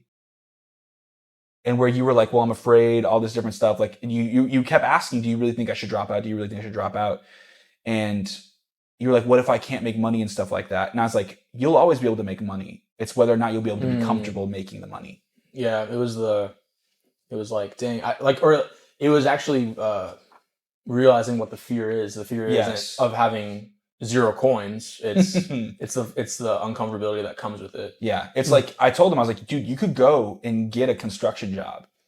You're not afraid of having nothing. You're afraid of being uncomfortable. You know? Yeah. And so that was the point where it's like, That was honestly, definitely one of the jabs that Yeah. got me to. and that's the A reality. lot of it was internalizing and praying, but everyone in my life who cared about me was pushing me to quit. Mm-hmm. So yeah. I told my parents, and they're like, "Are you sure you don't want to finish school?" I was like, A really good example "No." is who sticks with you who tells you to do something. So like people will be like, you should do this and this and this and this and this, but will they still be there and be relational with you while you're going through it? You know, that's the big thing. And so like, Yeah. it was almost like, it was pretty much like a thing of, I've been here and been relational with you through this. If you come and you pursue this with me, and like, I wanted more than anything for Gavin to come. I'm not just going to tell you to do it, then you'll be alone. I'm gonna walk through it with you. You know? And that's honestly always been the comfort. Mm-hmm. And, you know, amidst a world of uncomfortability of pursuing and trying to be great at what we do, it's being able to look side to side and see people that are walking with you. You know, Yeah. that's the for comfort. sure. That a lot of comfortability comes from that Mhm. amidst a sea of uncomfortability. I'm realizing now, like, I feel like I really hate doing Amazon, of course. And like I knew this conversation. Was my whole like, You like his arms went limp. No, Here it comes. I really hate doing Amazon, and sometimes I think I'm like, man, life would be so much easier if I stayed in Wisconsin and like worked engineering or whatever. Like, Paid $350 a month for an apartment. or have a house and like have all these things. It would be like just so much easier. But like, then I was thinking about my past self, and I was like, well, that wasn't enough for me. Like, I had to do something different. Yeah. So Yeah. We actually I'll say this on here, but I've been talking to a lot of people about it. We actually just finished our entire EP is like completely concepted. It took a while. We went through a lot of different drafts of different ideas and songs, but our last song is actually like literally about that. We've been talking about that a lot recently, about letting everything go and what it looks like to really pursue this. And it's called Valley of Dreamers. I'm really excited about it. I'm not like promoting. It's not coming out for like a long time. follow me. Yeah, exactly. I'm not mean to seem like that, but about stepping away from everything. And the whole concept of the song is literally about, I'm not doing what I'm doing to be comfortable or to be uncomfortable. Yeah. Frankly, I'm doing what I'm doing to be more like Jesus. Mm-hmm. It's not about how great or not great you perceive me to be. It's about how more like Jesus I become in the pursuit of this. Yeah. That's like the idea behind Yeah. it. And that there's rest. There's rest. That a dream is our dream is about becoming more like Jesus. And everything that we do and everything we pursue, it's about becoming more like Jesus. And if my dream doesn't align with my character becoming more like Jesus, then I need to revisit the vision and the mission and make sure that it's aligning with becoming more like Jesus. Yeah, that's a good point. Yeah, that's the song. The song's called Valley of Dreamers. Really excited about I like that Oh, title, dude, that's dude. awesome. I like Yeah. that title. Well, it's like the perception is people standing above you and telling you you can't do it. This is the way that's supposed to look. You're supposed to make money and have nice things and be okay with that. It's all right. But then my response is, but what if that's not what I want? Yeah. What if I want to be down here in the valley where the dreamers lie? Because there's a dreamer that saved me, and this is where he walked. Was down in the valley where dreams are being pursued. Yeah. The idea of the song came from a pretty Yeah, negative spot. I wasn't gonna say. You can say if you want. I think it Keep was telling you, I'm gonna look up something really quick all right. to add to this. Go ahead. You can say it. Are you gonna say it? Yeah, I think so. I think Okay, it's- go ahead, who go ahead. cares? So there are people in my life, I guess, who are always kind of like pulling on me and bickering at me. People that who have question. people. You have to say not just people in his life. I'm trying to say it nicely. People who have who are in relationship, and Gavin has to be around a lot. A lot. It's not Who just like question- people. It's like people who Understood. have prominence in his life. Yeah, who question why I made the decision I made. Why I didn't finish engineering. Or like, what does this music thing mean? Or are you sure? And try to give me unwarranted wisdom. Yeah. So, which really sucks. And I told Sam about it, and he didn't respond at all to me, which he usually does. I usually make jokes. Usually he makes jokes. Usually tries to lighten the mood. Like cuss at him, be like, dude, if I was there, I'd knock him out, or like say like Yeah, I was like, crazy say stuff. something. This time he didn't say anything. This time he went home and wrote a song, Yeah. which means like he's pretty Dude. ticked I was off. pretty angry. Yeah. So essentially, I won't say who it is, but they said it's time for him to go back and finish his degree. It's literally what was said. It's time to give up.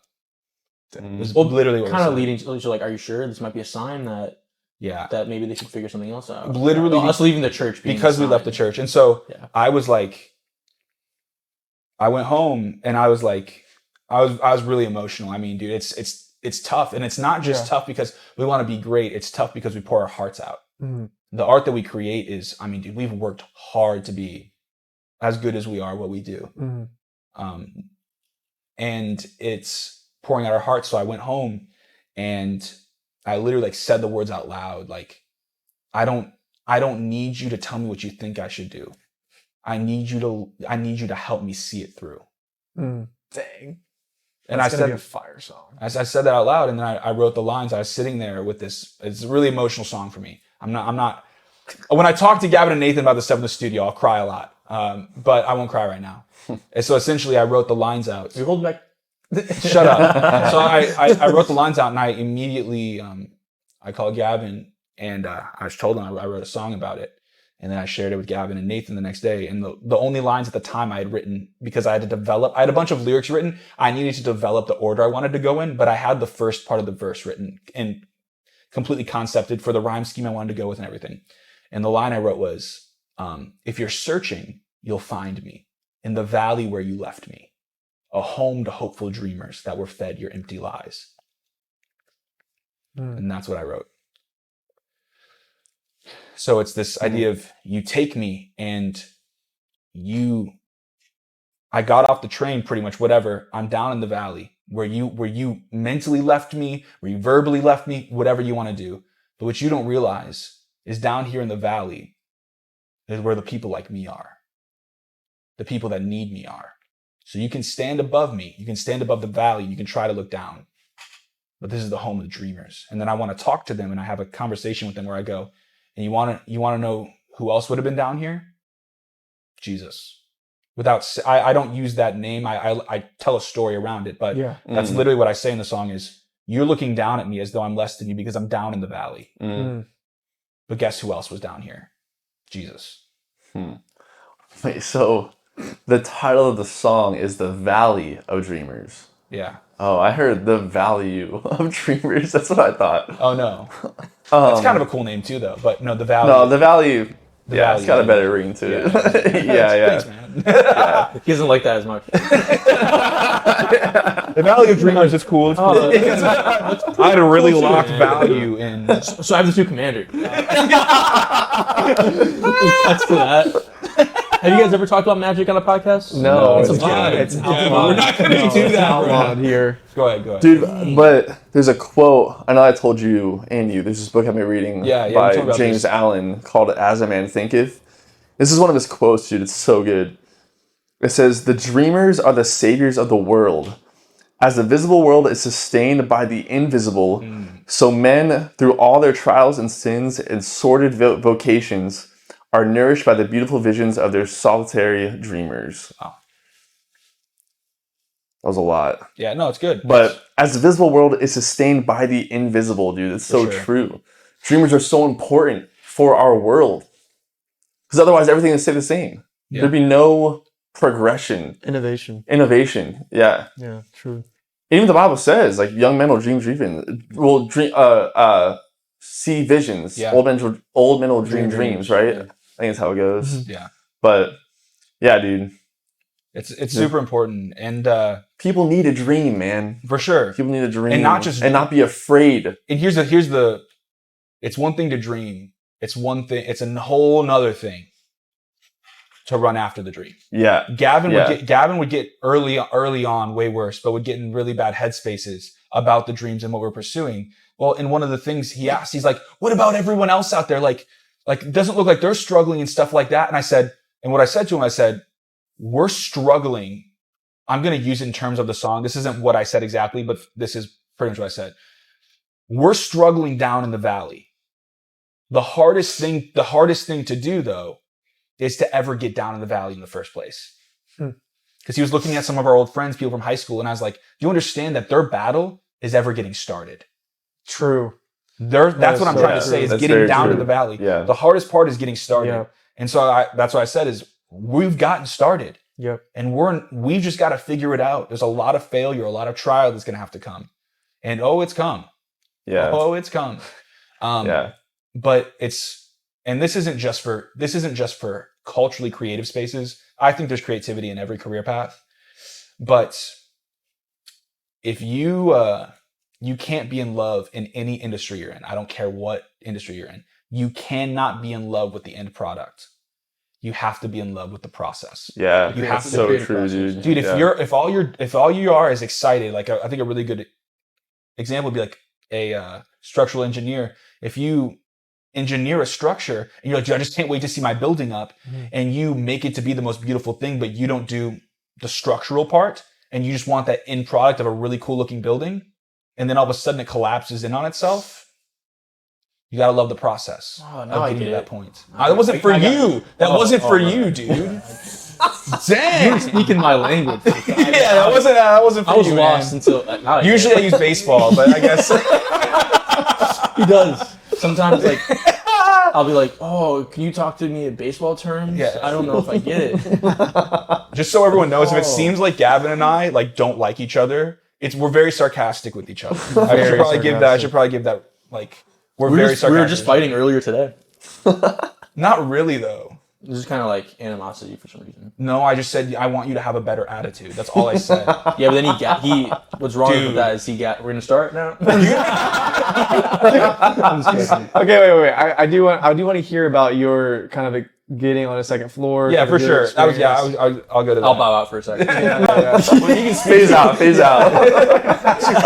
Can I just? I'm gonna talk to Sam for a second. Yeah. So essentially, I lived with Gavin, graduated from Marshallville High School. The day I graduated, so my parents came down, and I was gonna stay this summer in Wisconsin. You know, my girlfriend's there, my best friend's there. Vibe out for the summer. I'll work at Arby's, dude.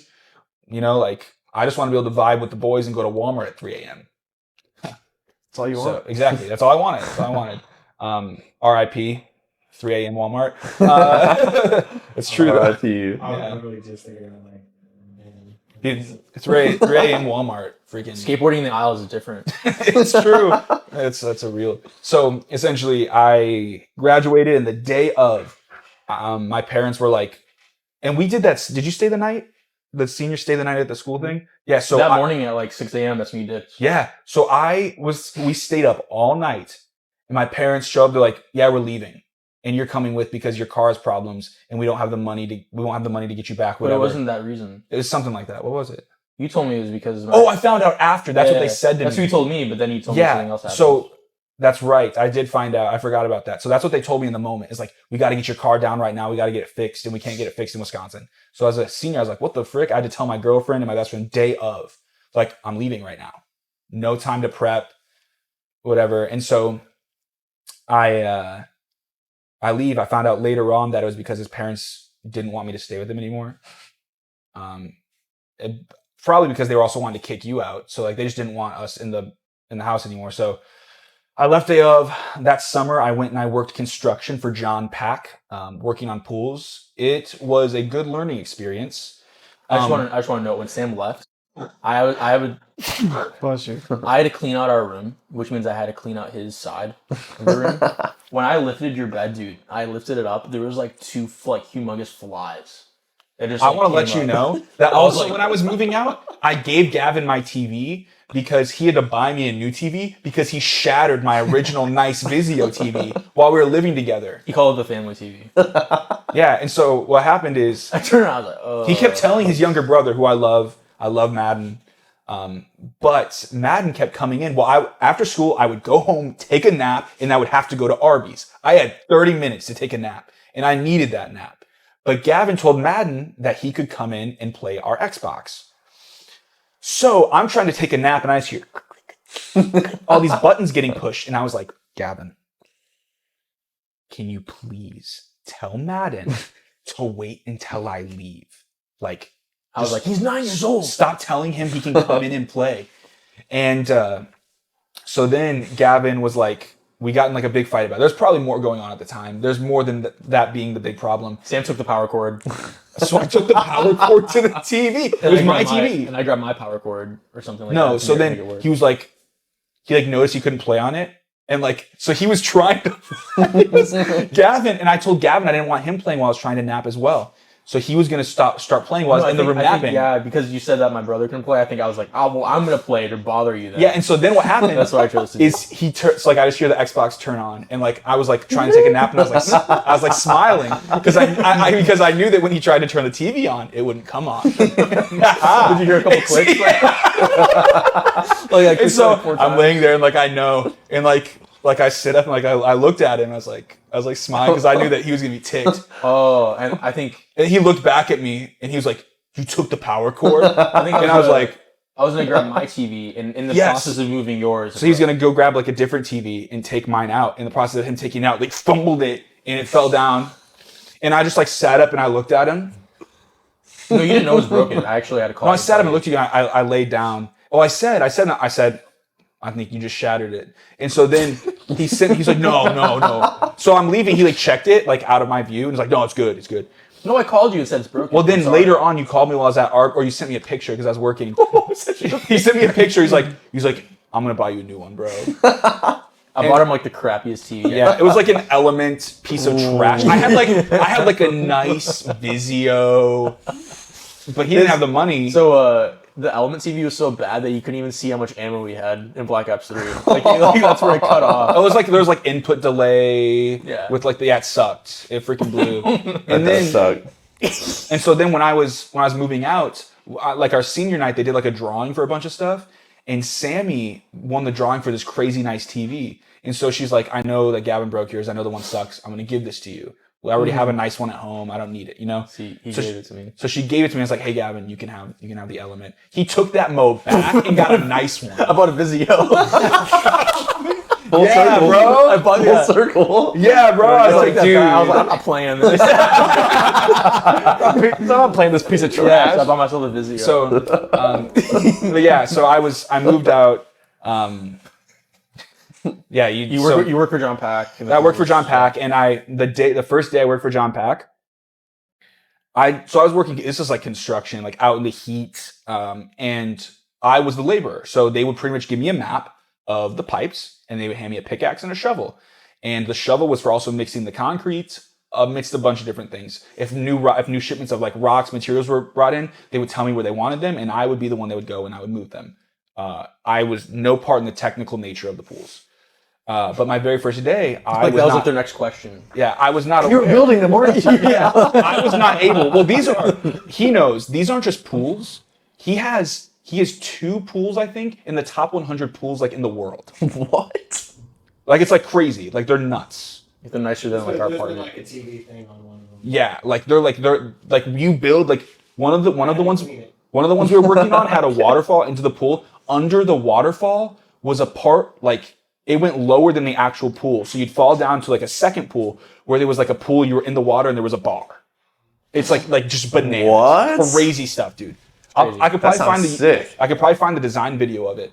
But the first day I showed up, there was lime rock that had to be placed. I didn't have gloves. Nice.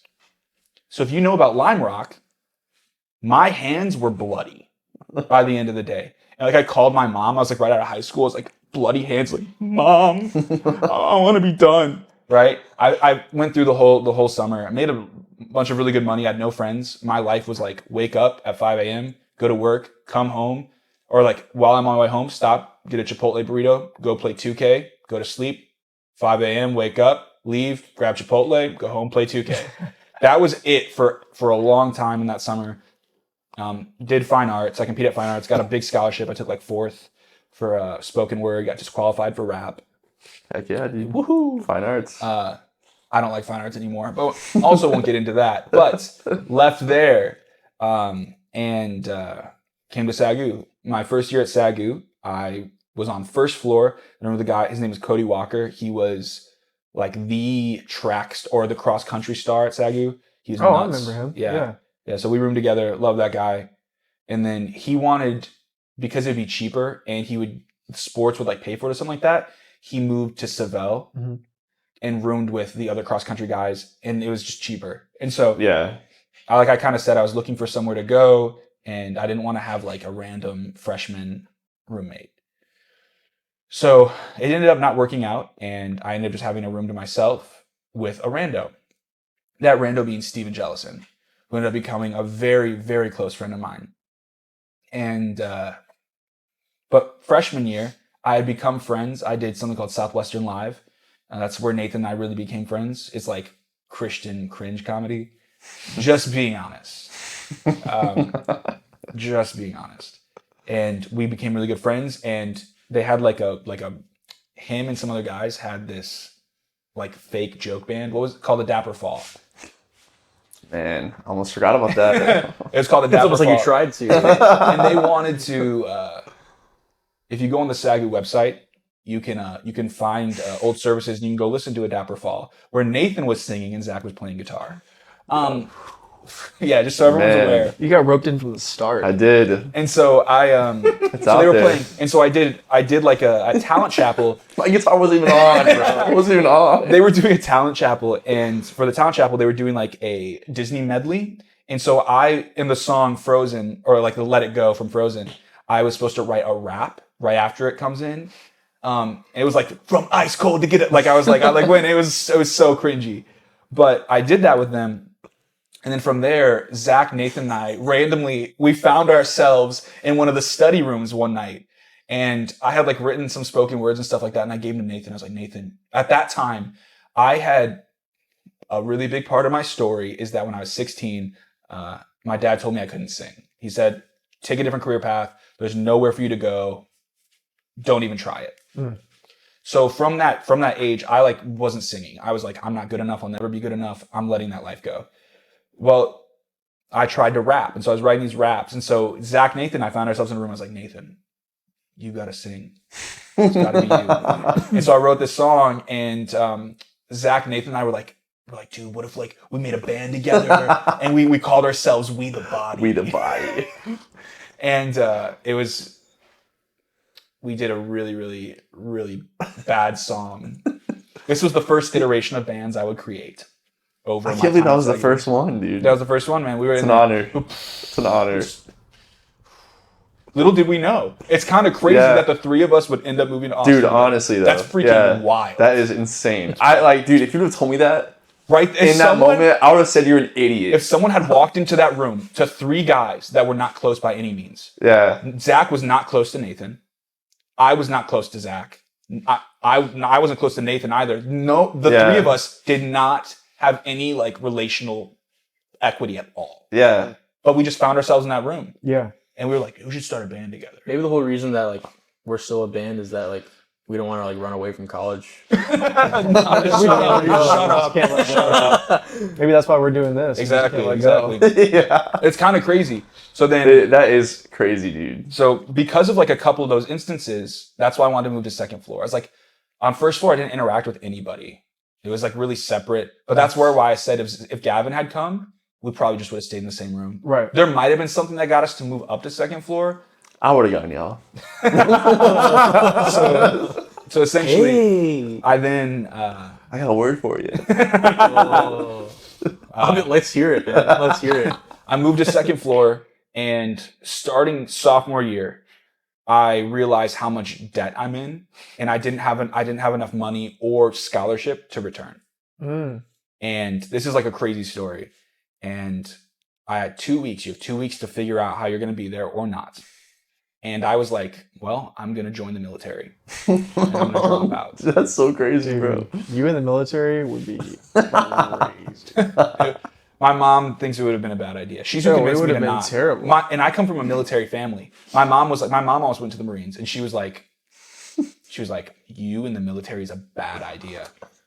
Imagine Sam coming back like shaved head, bro. Just I'm like, I'm fully serious all the an time. absolute unit. Dude, think about how many dreams would die. Like all those people who are like pulling Sam aside, like, hey, like I love your energy. Like, please tell me, what should I do? What does God have for me? But it wasn't like at that time. It was like, you're gonna be a pastor. You're gonna be a pastor. You're gonna be a pastor. Yeah. Preacher, pastor. So then, like, you tell him, you're just like, I really don't know.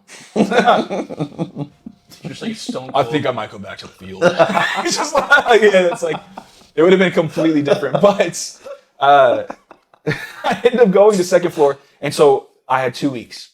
And someone was like, oh, you should have hit up Irby McKnight. He's the one who gives out scholarships. So I hit up Irby McKnight. I'm like, hey. They're like, there's not many scholarships left. Hey, can I And have a bag of cash? Yeah, I hit him. I was like, hey, I need a scholarship, otherwise I won't be able to be here. And he was like, well, I've got one scholarship left.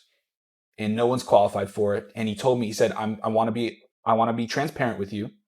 It's very unlikely that you qualify for the scholarship. And I was like, oh my God, it's like a $10,000 scholarship. And I go in, he's like, so in these meetings where I figure out how I'm going to give you money, you just tell me about yourself. I was like, well, I'm Sam Hirsch. Right there, cuts me off. He goes, Sam Hirsch. He goes, do you by chance know Ed Hirsch? I was like, yeah, that's my grandpa. And so my grandpa, was the president of the Assemblies of God Credit Union nationwide, worldwide. They even went to plant one in Tanzania. He goes, that's crazy, because the last scholarship that we have available is the Assemblies of God Credit Union scholarship. Wow. I was like, he goes, and because of that, you automatically qualify. And I was like, no freaking way, dude. And so I got a $10,000 scholarship and was able to return to SAGU. And so I went to second floor, met Steven Jellison. And from there, we became there was a dynamic duo thing. We were rooming with Nathan and Ryan, and a lot of stories. I could tell you a ton of stories. Hey, did you hear what Gabe said? So a ton of jokes came out of that, us being there. So I'll tell us. I don't think this is inappropriate. This is one of the things I can tell. Ryan was taking a shower one day, and Gabe was gonna come and stay a weekend with us in college.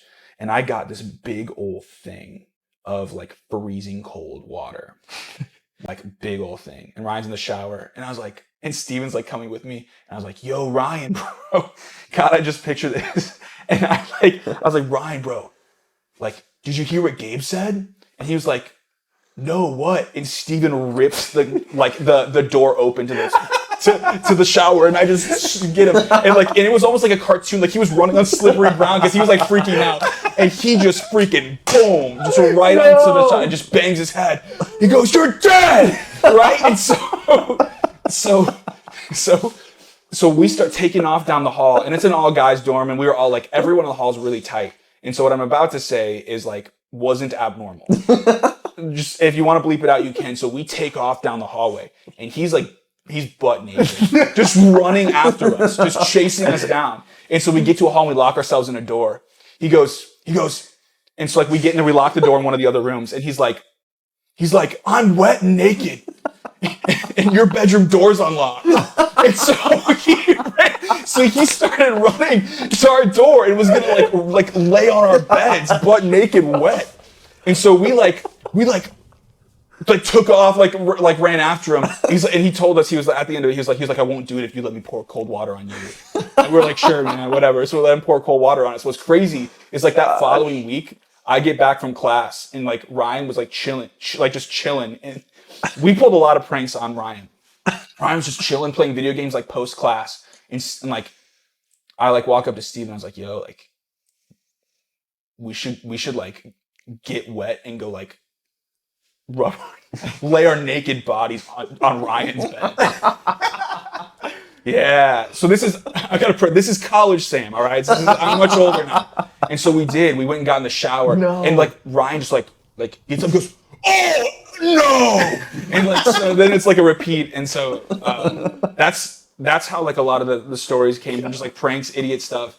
And That's just one. That's just one instance of a lot of things that went down. But one day we had a friend of ours, Michael Sudak, who was leaving the second semester of my sophomore year. So I only had 1 year with him, or like one semester with him, and we had all Steve and I gotten really close with Michael. And so we were like, I was like, yo, we should just like take a bunch of like random goofy pictures together and post them all over the school about another tuna leaving.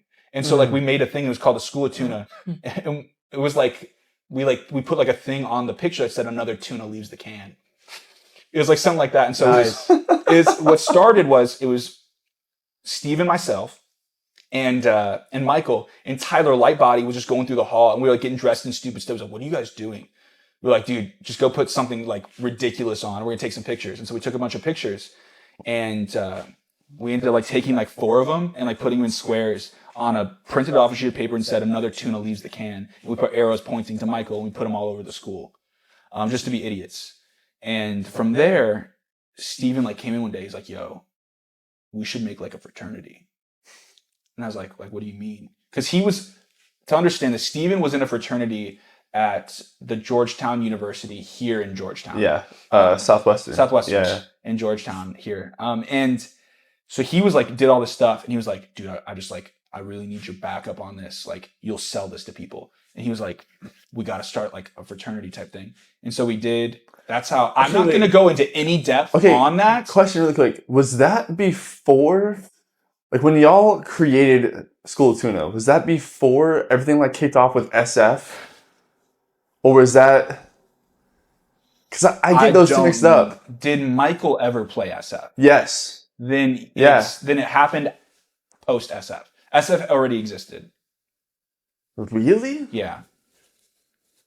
Oh, because it happened spring semester.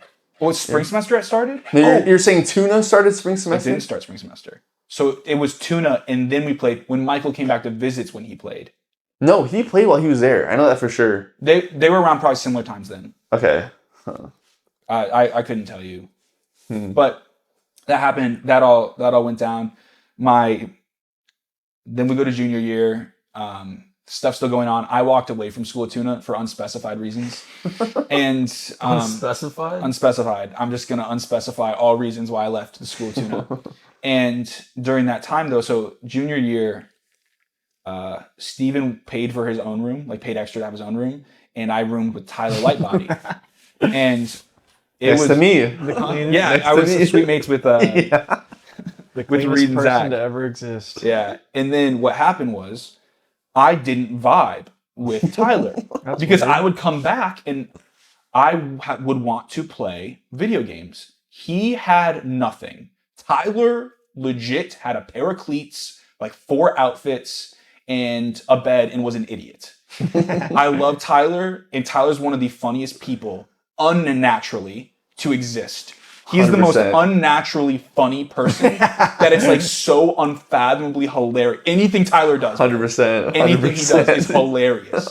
And it's like, and it shouldn't be. Like, it shouldn't be. And it's not funny because he's funny. it's funny because he's Tyler. So I was rooming with him and it sucked. I would come in after class and be freaking playing games on my TV or using my Xbox. And I would be like, Tyler, bro, I want to play. He'd be like, all right, bro. Yeah, exactly. That's spot on. I can hear him say it. Oh, all right, bro. So he said, All right, bro. Yeah. And so it got so annoying that over Christmas break when I stayed, I took both desks, both dressers, and both like cabinets or whatever, and I created a wall in the middle of the room. And with the last little gap, I left about a door-sized space for me to get to my side, and I put a curtain up. And when he came back from winter break, he was so mad, dude. And I was like, I gave him the bigger side. I didn't like, I took the smaller side where there was like less, and I lived the rest of my time out with like half a room. Our dorm, you're not supposed to be allowed to stack things and stuff like that, but we had an amazing dorm pastor at the time, and he came in and he was like, "This is pretty dope." Yeah, he's like, "This is pretty cool." And then and then he played Smash Bros with me. He came in and then played Smash Bros with me. It's during winter break, so I was like one of the only students staying. Yeah. And so he came up to like just check on me one day. He like saw what I had done. He's like, "That's pretty sick." He's like, and then he came in and just played Smash Bros with me because the new Smash Bros had just come out. I remember that. I remember y'all's room, bro. Yeah, dude. And so I lived the rest of my time out in that. And then the next year I was married and lived in Regents in an apartment on campus with my wife. That's all that I think is appropriate to share about the second floor experience. From my time. I mean, there's other great things that I could share, like really good conversations and stuff like that. I went through multiple different bands while I was there, from Astro and Friends to Token House. Yeah. You know what I'm saying? So I tried different bands out and then eventually landed on Astro and Friends, where Janardanville, Nathan Hartman, and myself decided to put a band together and release music. And some really cool things happened with that. We met Ron Baltanguez, who is a pedophile. We didn't know at the time, but he was a pedophile. That's pretty cool. Yeah, it's pretty awesome. But it was really nice because he was like a top 10 on American Idol. And he had a ton of music industry connections, and he was our manager. And so he was managing us and getting us really cool gigs. Then COVID hit and ended all that progress. And we tried to come to Austin to try to rebuild and get progress going. The band ended up falling apart. I want to know, like, you guys didn't know he was a pedophile until like a year after. Correct. Okay, that's a good point. We didn't know he was a pedophile. It's like a year after you disbanded from him. Yeah. So we got a weird feeling, and we were just like, we kind of want to split off right at COVID time. And so we told him like, hey, we're gonna split. And then like a couple months later, it all came out. So great timing. Yeah, great. Yeah, right. No, never mind. And so during all this time, I had told Never mind. Gavin or Nathan and Z knew that I had my best friend Gavin was coming. He was going to be a part of what we're doing. Did you ask? Or did you tell him? I told. Jeez. Yeah, no. Well, I talked to them. I wasn't like this is happening. We had conversations. And they knew that from the get-go, that was an expectation I had. And Nathan was super down with it. Obviously, if you want to know about the story of Astro and Friends, go listen to Music Day Job, like episode 2, because I don't want to get into it. Yeah. We have better things to talk about. So if anyone wants to know about go that, to the episode. 2 go to that definitely episode. clears it. Yeah, Nathan and I clear the air, just talk about everything. And so Gavin comes, Z leaves. We pretty much start Zach moved here. So with Astro and Friends, I was just kind of like, I think God wants to do something cool. I didn't know and don't know what it looks like. But we talk about often how something's going to go down and we don't know when or how, but there's just a feeling, man. It's going. Oh, it's going. Yeah. It's going. So It's building up. Zach, Nathan, and I, and there was a couple others that were going to come, but like it was innately you, Nathan, and I that came down. Yeah. Followed up by Gavin and Joseph. And that's pretty much how we ended up here. And Z left, and we took like a year figuring out how to what our sound was going to be for the Outlands. And now we're doing what we're doing. If there's anything else you want to know, like, I guess I didn't share much about vocals. If you want to know what it's like to have Total 22 3 days in a row. So essentially, when it comes to vocals, I know I said that I stopped singing because my dad said I was never going to be good enough. My wife, even when I was early on making music, would tell me, she was like, yeah, I think you could do all right in that world, being nice to me. Mm-hmm.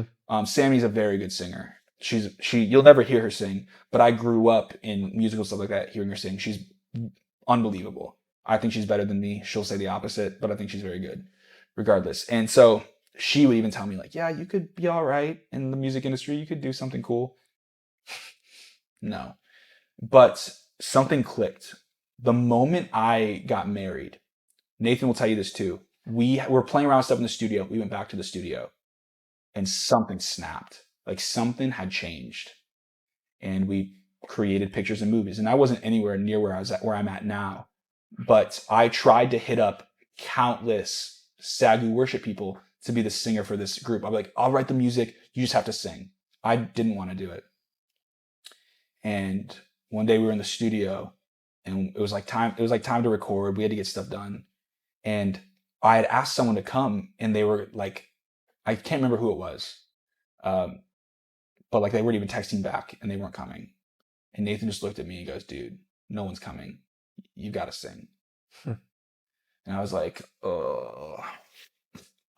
If you didn't know anything about me, you can ask my family, you can ask Gavin, my wife. I sing nonstop. If I'm thinking, I'm singing. If I'm just chilling, I'm singing. I sing all the time as a habit. Mhm. I just sing nonstop. If Sam like sings like at the Hirsch household, Gabe will like come downstairs and be like, "Shut up already!" It's like it's a nuisance to. a lot of times it's like unconscious. I just sing. pretty Even funny. though my dad had said that to me, I continue to sing, and I love to sing. I love to pour my heart out. And my entire life as a young man, if you had asked me when I was 5, 6, 7, 8 years old, what do you want to be when you grow up? I want to be a singer. And that comes back to my adopted grandpa's name's Jimmy the Greek, who was a singer, and I wanted to be like him with everything that I was. But I have a really loud voice, so it wasn't going to sound the same as him. But I knew that. But when my dad had said that to me, I was like, yeah, that's over for me. I look up to my dad a lot, and for him to say that really, really hit home.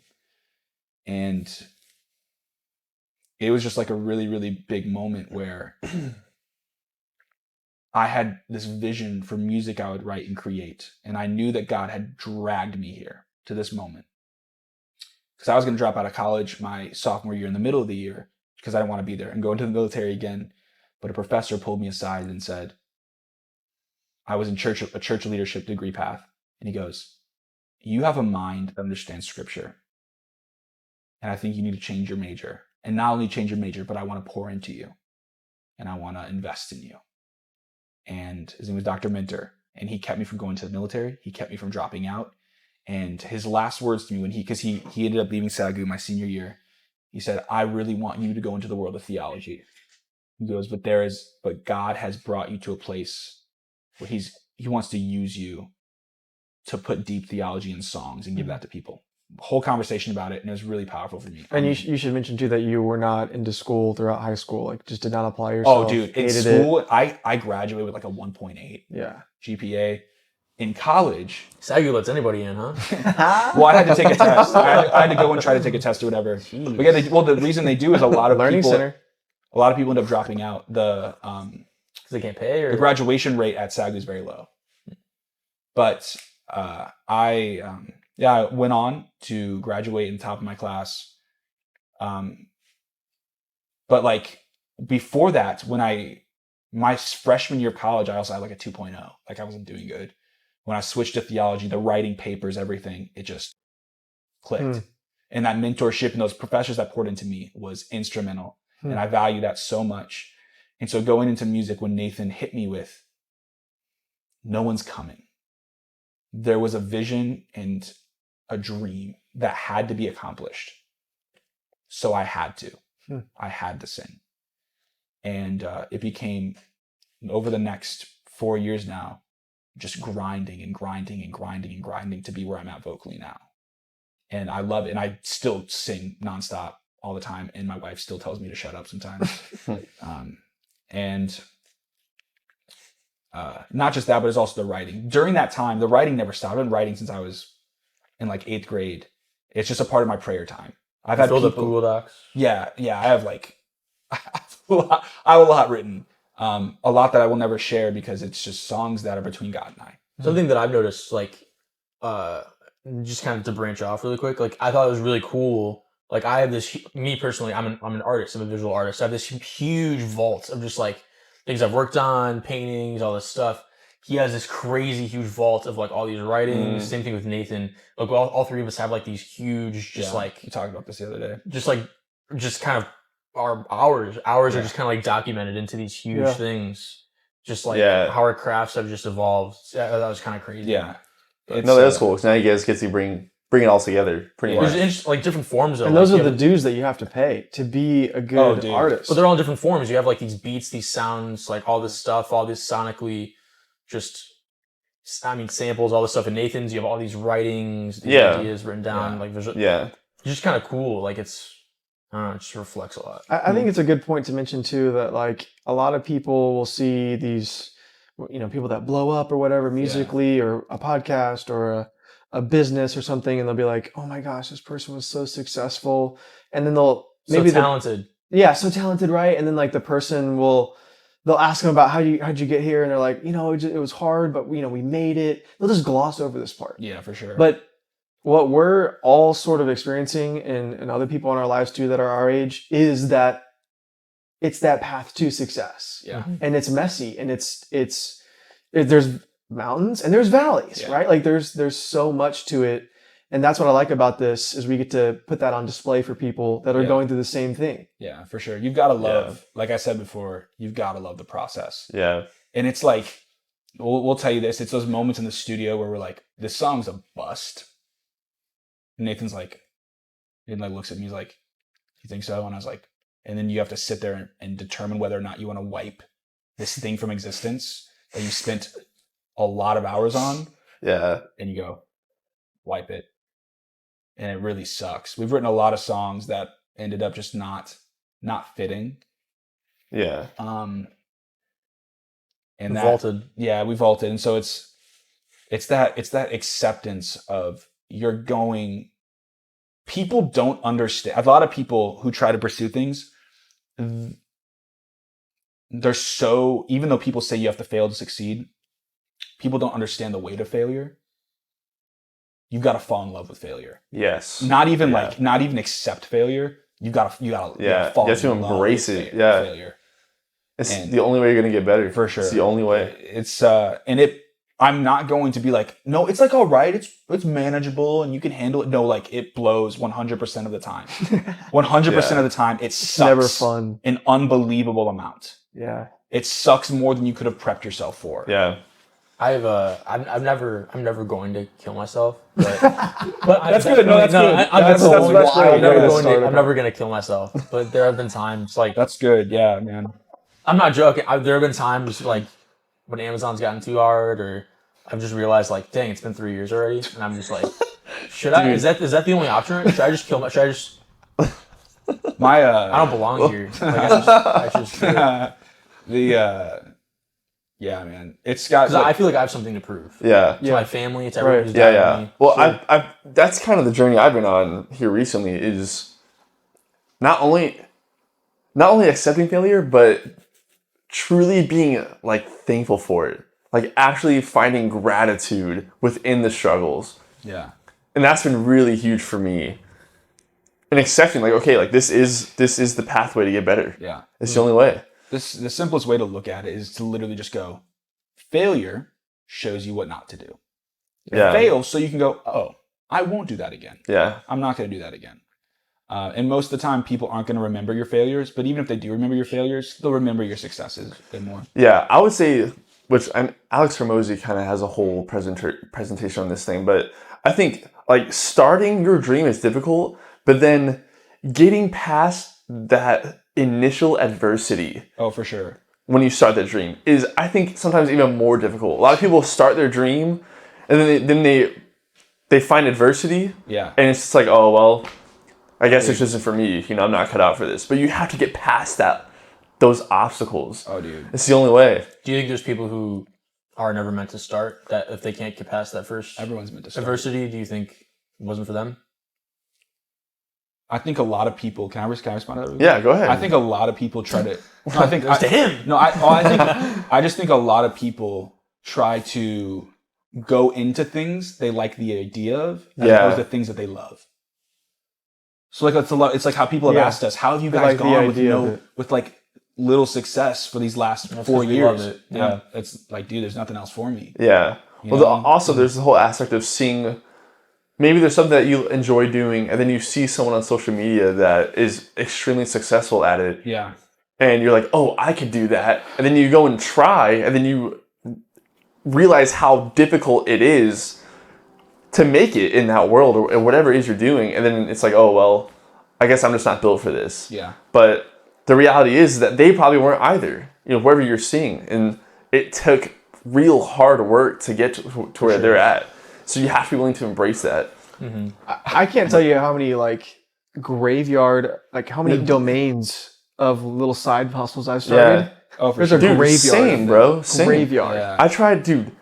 Summer 2020, when I was in that freaking shed, bro. Affiliate marketing, Amazon FBA, freaking drop shipping, like all those. Really? Oh yeah, went dude. through all those? All those like e-commerce things. I went down the rabbit hole of all that stuff. Gotta get out of here. Yeah.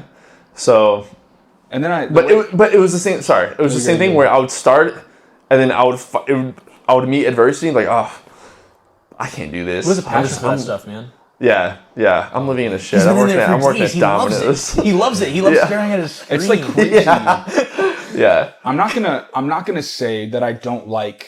There's not things that I'm like, dang, it'd be really sick if I could buy that one day. I'm not gonna say that's not. I haven't had that thought, Yeah. but I will say that it's not that. It's way worse for people to presume things about you than to take actual action. The reason I say that is people look at what you do and whether you're pursuing a business or this, and they just assume that you're never going to get nice things and that you're an idiot because of that. Mm-hmm. And that's happened a lot, especially in this pursuit. Like it's never going to work out for you. Like, Or They it's, don't- or it's like we don't know what nice things are. yeah, like they're like, like- oh, you just need to get that feeling and you'll want that. And I'm just sitting here like, no, I get that feeling when I sit in the studio and I write, plant me on the hilltop at the foot of heaven's plan. Mhm. And I've gotten nice things before in my life. Like I've gotten really cool things, but nothing beats that feeling of putting this thing together. And that's my reality. That's my treasure. That's what I love. Well, it's also treating your craft as like worship, too, like painting, For sure, writing yeah. songs, Yeah. maybe your podcast. Like, It is. It's treating as it's worship, all for sure. worship. Yeah. Yeah. But that's what Paul says, is you're living your life as worship to God. That's how you truly worship the Lord. Is Absolutely. in literally everything you do. Also, Is doing it as if you were doing it for him. When I finish like a painting, I try to picture myself like also throwing it at God's feet. find pleasure in your suffering. Not throwing it, but placing. This is what I like to do, man. Yeah. No, but placing it at his feet. Yeah. But it's also pleasure in your suffering, and like there's a lot of areas I struggle in, but an area that I do really, really good in is finding pleasure in my suffering. What I don't like to do is to process the practical steps of taking the kingdom of God further. That's something that Gavin is very good at. Yeah. What Gavin is not good at. I just need to externalize. No. What That's Gavin true, that's Gavin true. is not good at. Gavin is not good at finding pleasure in his suffering. No, but if I externalize it and I understand what it's doing for me, what God, Yeah, well, the reason yeah. for it, then It's the same. Whenever we Then I'm start, fine with it. That's why I whenever we continue sit to down go. and start taking the practical steps, I go, "Oh, it's not that bad." You know, like of course. Yeah, but I think we're all guilty of getting stuck in our heads a little bit. yeah. Yeah, I'm for saying sure. for Not me, I'm dude. saying Sam, I that. think Sam Not helps me. you Dang. helps you process that a lot. Yeah, Sam helps you process that a lot. Yeah, he's a good listener. So what he does is like you said earlier, he's like, I think I'm introverted sometimes. He's like -% introverted. Every time he goes out and hangs around people, he gets this burst of energy. He's like, dude, I'm thinking about doing this sometime. And then like the next 3 days, he like sits in a room and he's like, dude, everyone just sucks. And then like I convince him to come around people again. He's like, bro, I've got this idea for a restaurant. And, it's like he like gets like all this energy and comes up with like all these things. Like his ideas are coming out and stuff like that. That's not. I don't want to start a restaurant. No, but like it was I got you. giving the example of what happened. No, but I do like my quiet time. I like being alone. I'm with you on that, dude. I like having a glass of wine, working on some art, dude. Yeah. But it's a chill vibe for me. For I sure. love it. I thrive on it. Yeah. Maybe I'm not an introvert. He's not Master said I'm not. but no, you're 100% right. Gavin helps me. People are not going to like what I'm about to say, but Gavin brings something to my life relationally that I need so bad, and hopefully I do the same for him. But we're so close to the point where we're frankly closer than we are to our families. That's like we've like had to actualize Yeah, you guys are that. like brothers. Yeah, it's he even comes around, does Christmas with my family, he does Thanksgiving with my family, and like it's just Easter. he has a lot to life, and it's also helps me realize how important relationships are and how important it is that I'm relational with other people as well. Yeah. Like I don't know if they know, but I go get coffee with Zach and Joseph every week separately. So I do Zach on Wednesdays and I do Joseph on Thursdays. Yeah. Just to make sure you have that intentional relationship. And I learned that a big reason why I have that is because of Gavin. I'm just saying, it's because of Gavin. Thanks, man. Looking at, for instance, what happened with Z and I, a big reason for that was a lack of intentionality. And it woke me up. Yeah. I talked to Gavin. I set aside time to make sure I'm talking to Gavin. Right. If I want relationships, Yeah. I have to do that. Something that we've realized, me and Sam, is like a lot of people, and I'm not going to name because I don't know how far we're going to go with this conversation. But like a lot of people, I feel like are just concerned about growing themselves up, whether it be like money and just like really inwardly focused. But a lot of people aren't intentional, like at all. Yeah. It really sucks. Yeah. That's really good. I was going to say, a lot of people, I feel like, are looking for a friend like this. Yeah. Or have to Yes. kind of have that relationship. And I think sometimes people just kind of hope that it's going to like fall on their lap. No, yeah. They're just going to find a friend like It that. takes Which, work. dude, it takes work. You have Yeah, to for be sure. intentional. God doesn't bless If me you with win- things when we More have it. Yeah, More yeah. work It's like, outside of college, outside of school, it takes absolutely. another yeah, for another sure. level. for Yeah. sure. And that's like kind of what we want. One of the big reasons we want a third place, like a coffee shop that we're trying to do. To help so others. it makes it easier to meet up when you have Yeah. a place like Yeah. that. It just makes it easier. A really good example is of that. It does take a lot of hard work. Yeah. There's been a lot of conversations where I'll just like show up at Gavin's house. I'm getting in the car. Right? That's real. That's like where he's like so down on himself, and you have to look at someone. Some people don't need you to go, it's okay. It's gonna be okay. Yeah, It's gonna be yeah. all right. Because you can't promise that. Yeah. You can't promise that. And that I don't think that ever really helps. No, it doesn't. And so Yeah, that's where yeah. I'll go out and It like might help with a certain type of person, but Sam knows me pretty well. I like work really hard, but then I like work myself into oblivion, basically. Yeah. Yeah. And so I'm very loose, and a lot of conversations we'll go on walks, and I'll just be like, he'll be like this and this, and I'll just literally tell him to shut up. Like not even, it's like, and we can laugh about it now, but in the moment it's not a Yeah, joke. for It's sure, like the for most real, sure. like shut up. And if you say that if I said that to anyone else, they'd be like, Right. like holy crap, what's going on? Yeah. I'll be like, yeah. Yeah, it's like it's real. Because you It's have that those- relationship. Absolutely. But I also can have like say an that. internal like voice of like, I feel like a conscious that's like you should shut up. That's why I'm in agreement really fast. Yeah. And there's also such a lack of judgment. We've had a lot of conversations about him going and saying, what would it take for us to not be friends again? And I'm just like really deep conversations about it. I'm not going to say what's said. I'm not going to say what was said, but pretty much along the lines of like, We dug pretty deep. I was like, really? And be like, yeah, come on, it's all right. We dug pretty deep. legit I was like, what if I did this though? And like, we'd work it out. You get to that point. yeah. And it's even the same with not just Gavin, but Nathan now. With you guys a lot of time is like, what would it take for you guys to not be friends? Yeah. It's like- I We've feel been through a lot it's together, like man. It would take a lot. It would take a Like, lot. Like something would have to go down. Yeah. Like I mean, You Someone probably would have have to to like hit their head and Oh, not it would have to be- remember or like change. Yeah. I think one of them, you can bleep this out, but I think one of them I was like, what if I like held your family at gunpoint? oh And yeah. I think Sam, you may have been like, well, what do they do?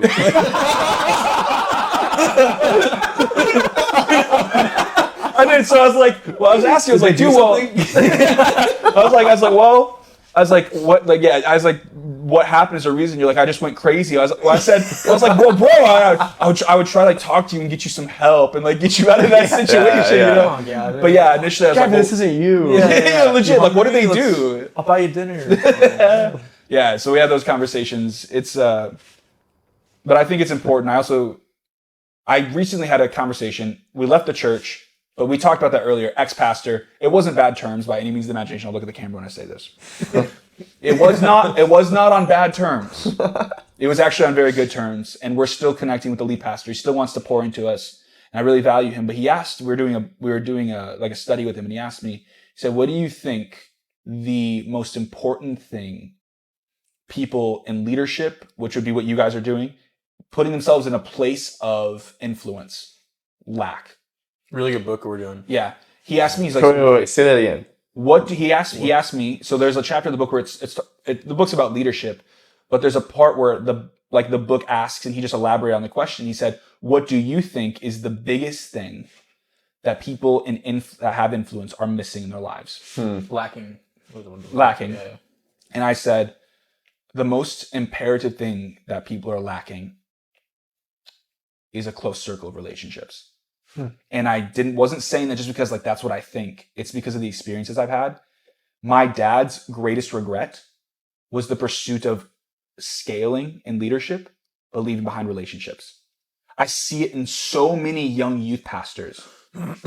If you're not a part of the ministry, you can't be their friend, but then when they leave, you're not a part anymore, so they're not with you anymore. Yeah. And they don't have a close circle that will keep them accountable. That's why we see Yeah. major moral failure Yeah. in churches and in religious circles. And I'm not even talking, and when I say you need people to help you and keep you accountable, you've got to have more than elders. I'm sorry. You go home and you're on your own, and most of the time, pastors are not super close with the elders. They're there and they're friends and stuff like that. I'm talking about someone who will go look at you and say, shut up. What you're doing is wrong. Yeah. And they don't have that. They're not kept accountable like that. Or even someone to come to when they're like, hey, I'm having this attraction, or hey, I'm having this issue. That aren't or going to I go, can't- oh, Yes, you need to be dude. out of that position. Yeah. It's like, okay, let's talk about it. Yeah, like that's what it feels like. That's real, dude. That is Oh. so real, It's bro. such a wrong. That's so real. Such a wrong image of like someone in leadership supposedly is sinless. Yeah. Yeah. So yeah. stupid. Yeah. And it's real. It happens in every church. Oh, but man. you massacred Christians? I'm not going to listen to you. What you're bringing up is a very, very valid point. It's huge. It's an Achilles heel right now for Absolutely. leadership. And I know from experience, I have many friends who are youth pastors right now who don't have that close circle. My dad's biggest regret being in leadership was letting go of all those relationships. It hit home for Larry too. Larry was like, Yeah. he was like, yeah. He's like, they're friends that I, And it sucks. yeah. All it takes is a little bit of intentionality. Yeah. And my dad always says this, and it holds so much validity with this concept, is people don't care how much you know until they know how much you care. Yeah. And if you're not going to be relational with them, you caring only goes so far when all you're caring is their involvement in your ministry. Dude. Yeah. And there's going to be, there's going to probably come a point where in all of our ventures, Yeah. something's going to click, and it's going to be like, and you're going to get the success and the influence and all the eyes and the admiration. And it's our group that's going to be like, hey, dude, you're not that big of a deal. For sure. Joseph, you're not that big of a deal. You need to chill out. Like, who do you think you are?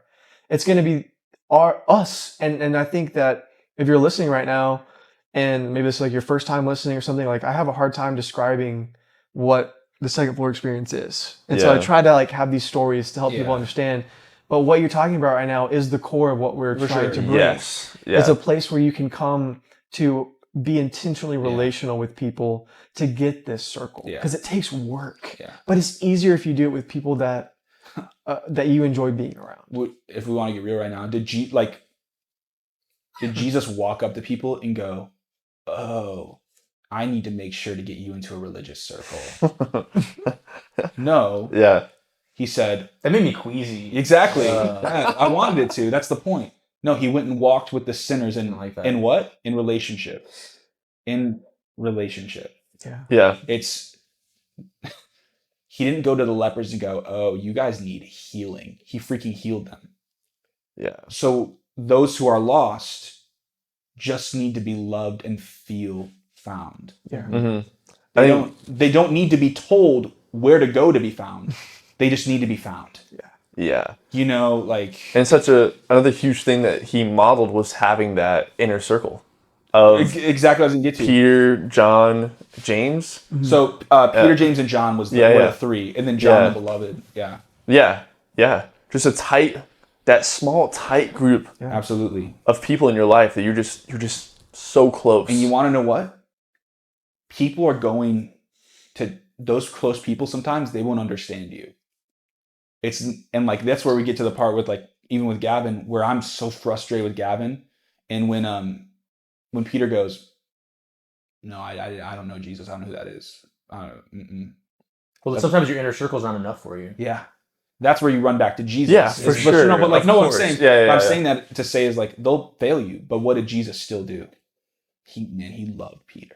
Yeah. Yeah. And Peter became probably the most predominant face of the early church Mhm. at Yeah. that time. Yeah. Yeah, for sure. And he'll use you and wants to equip you. It's not walking away from relationships because someone messes up once. Yeah. That's why it'd be so tough for me to walk away from Gavin. Like I would still be like, nah, there's what happened?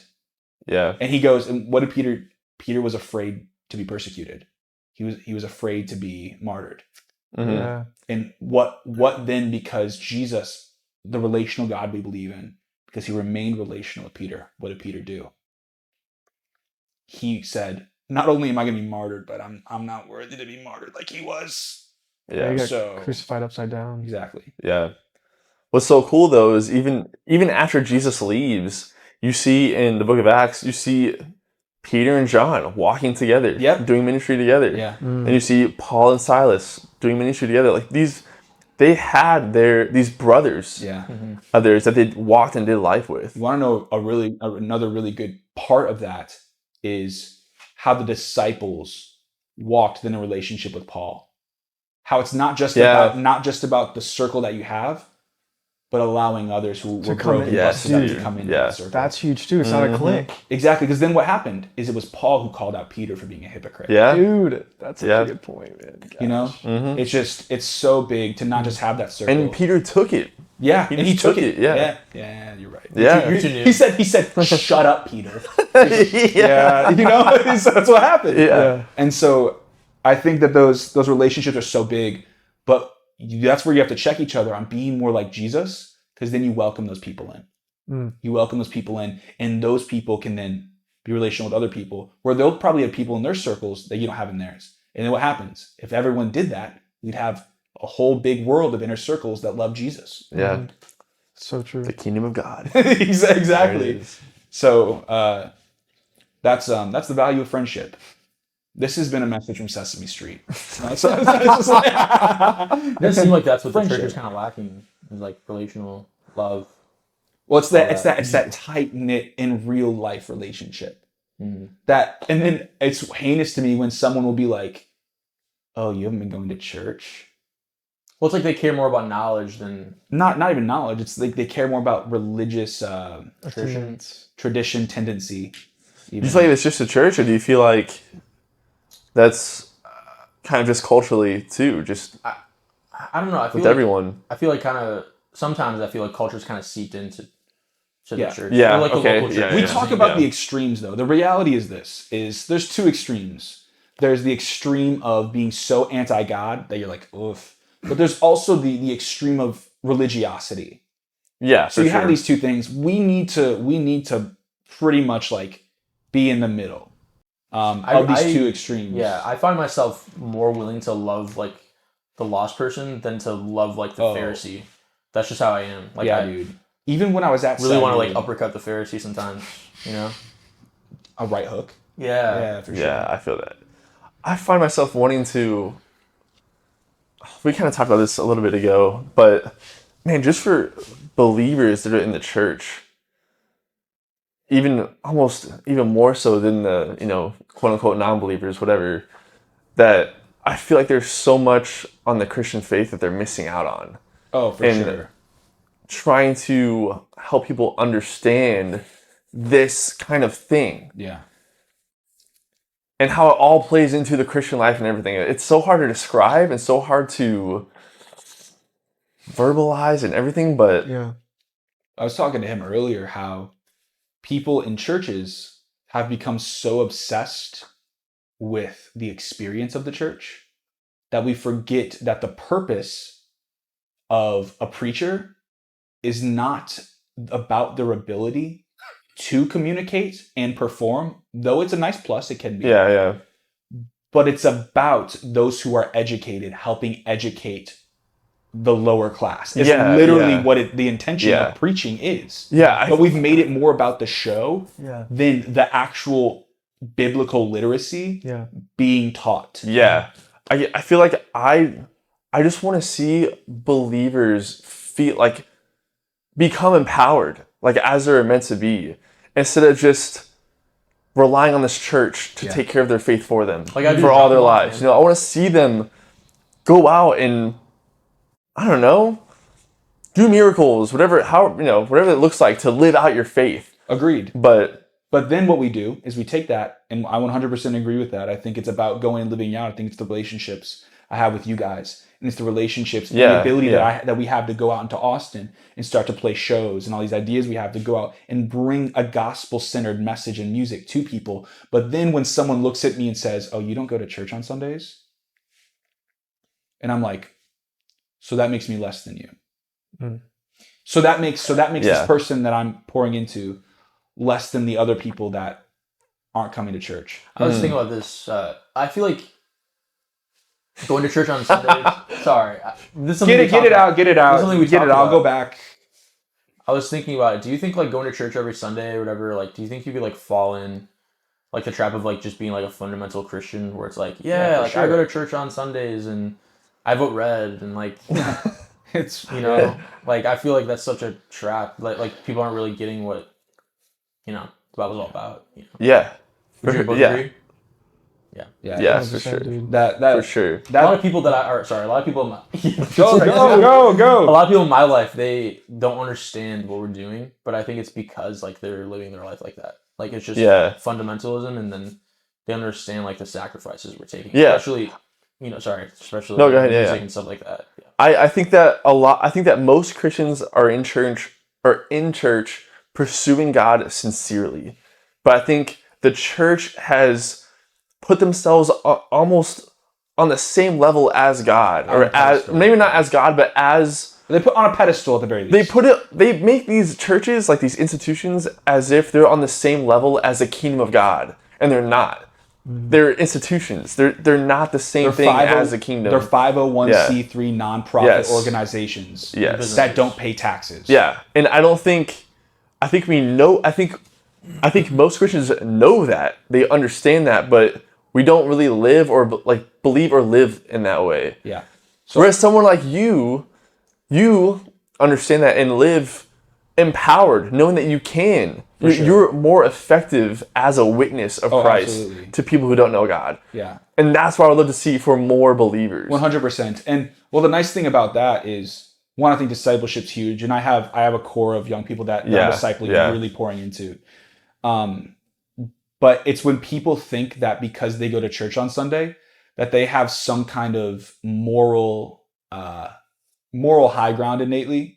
Like that's like their thought, as I have moral high ground, or you don't go to church, they automatically think that they have some kind of intelligence over you.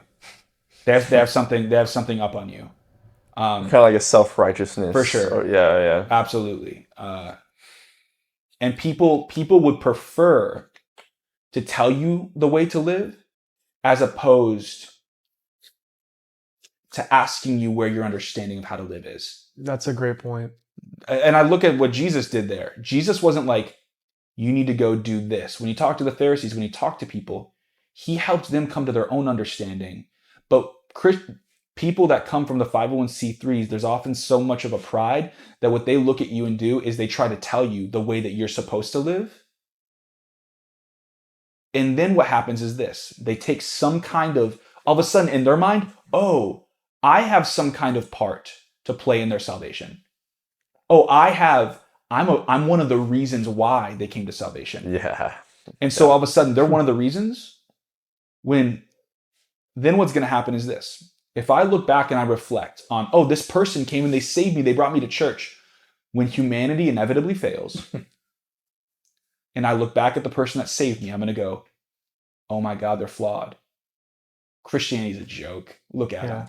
Yeah. But if all that you are is a human that's walking humbly, that walks in humility, and you just walk relationally with this person.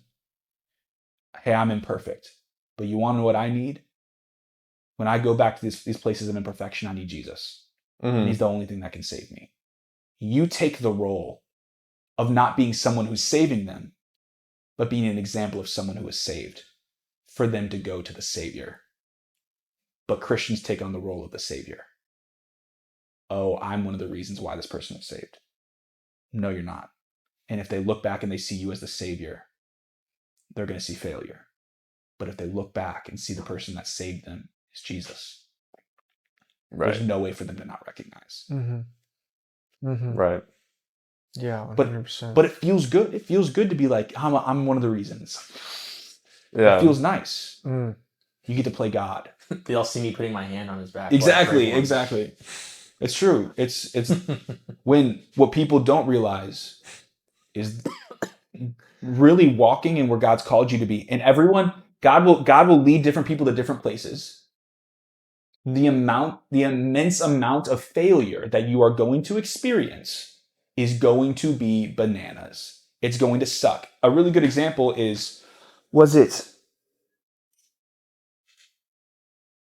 don't think it was Peter and James. There's two brothers that were disciples.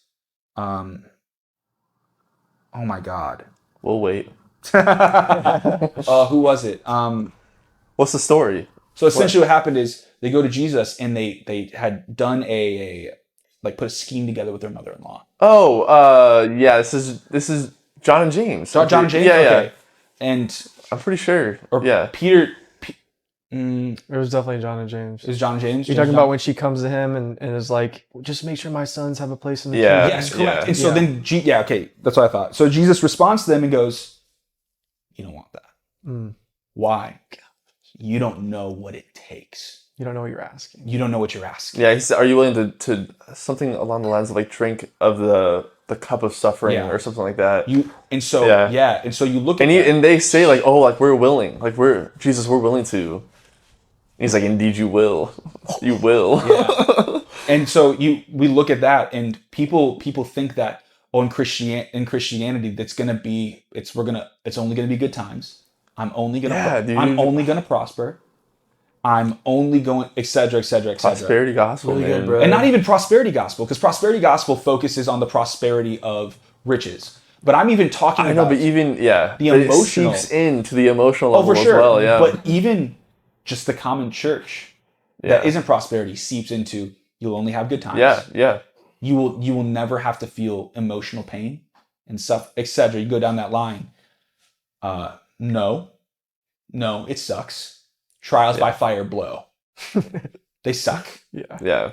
Following Jesus is a blessed curse. Yeah.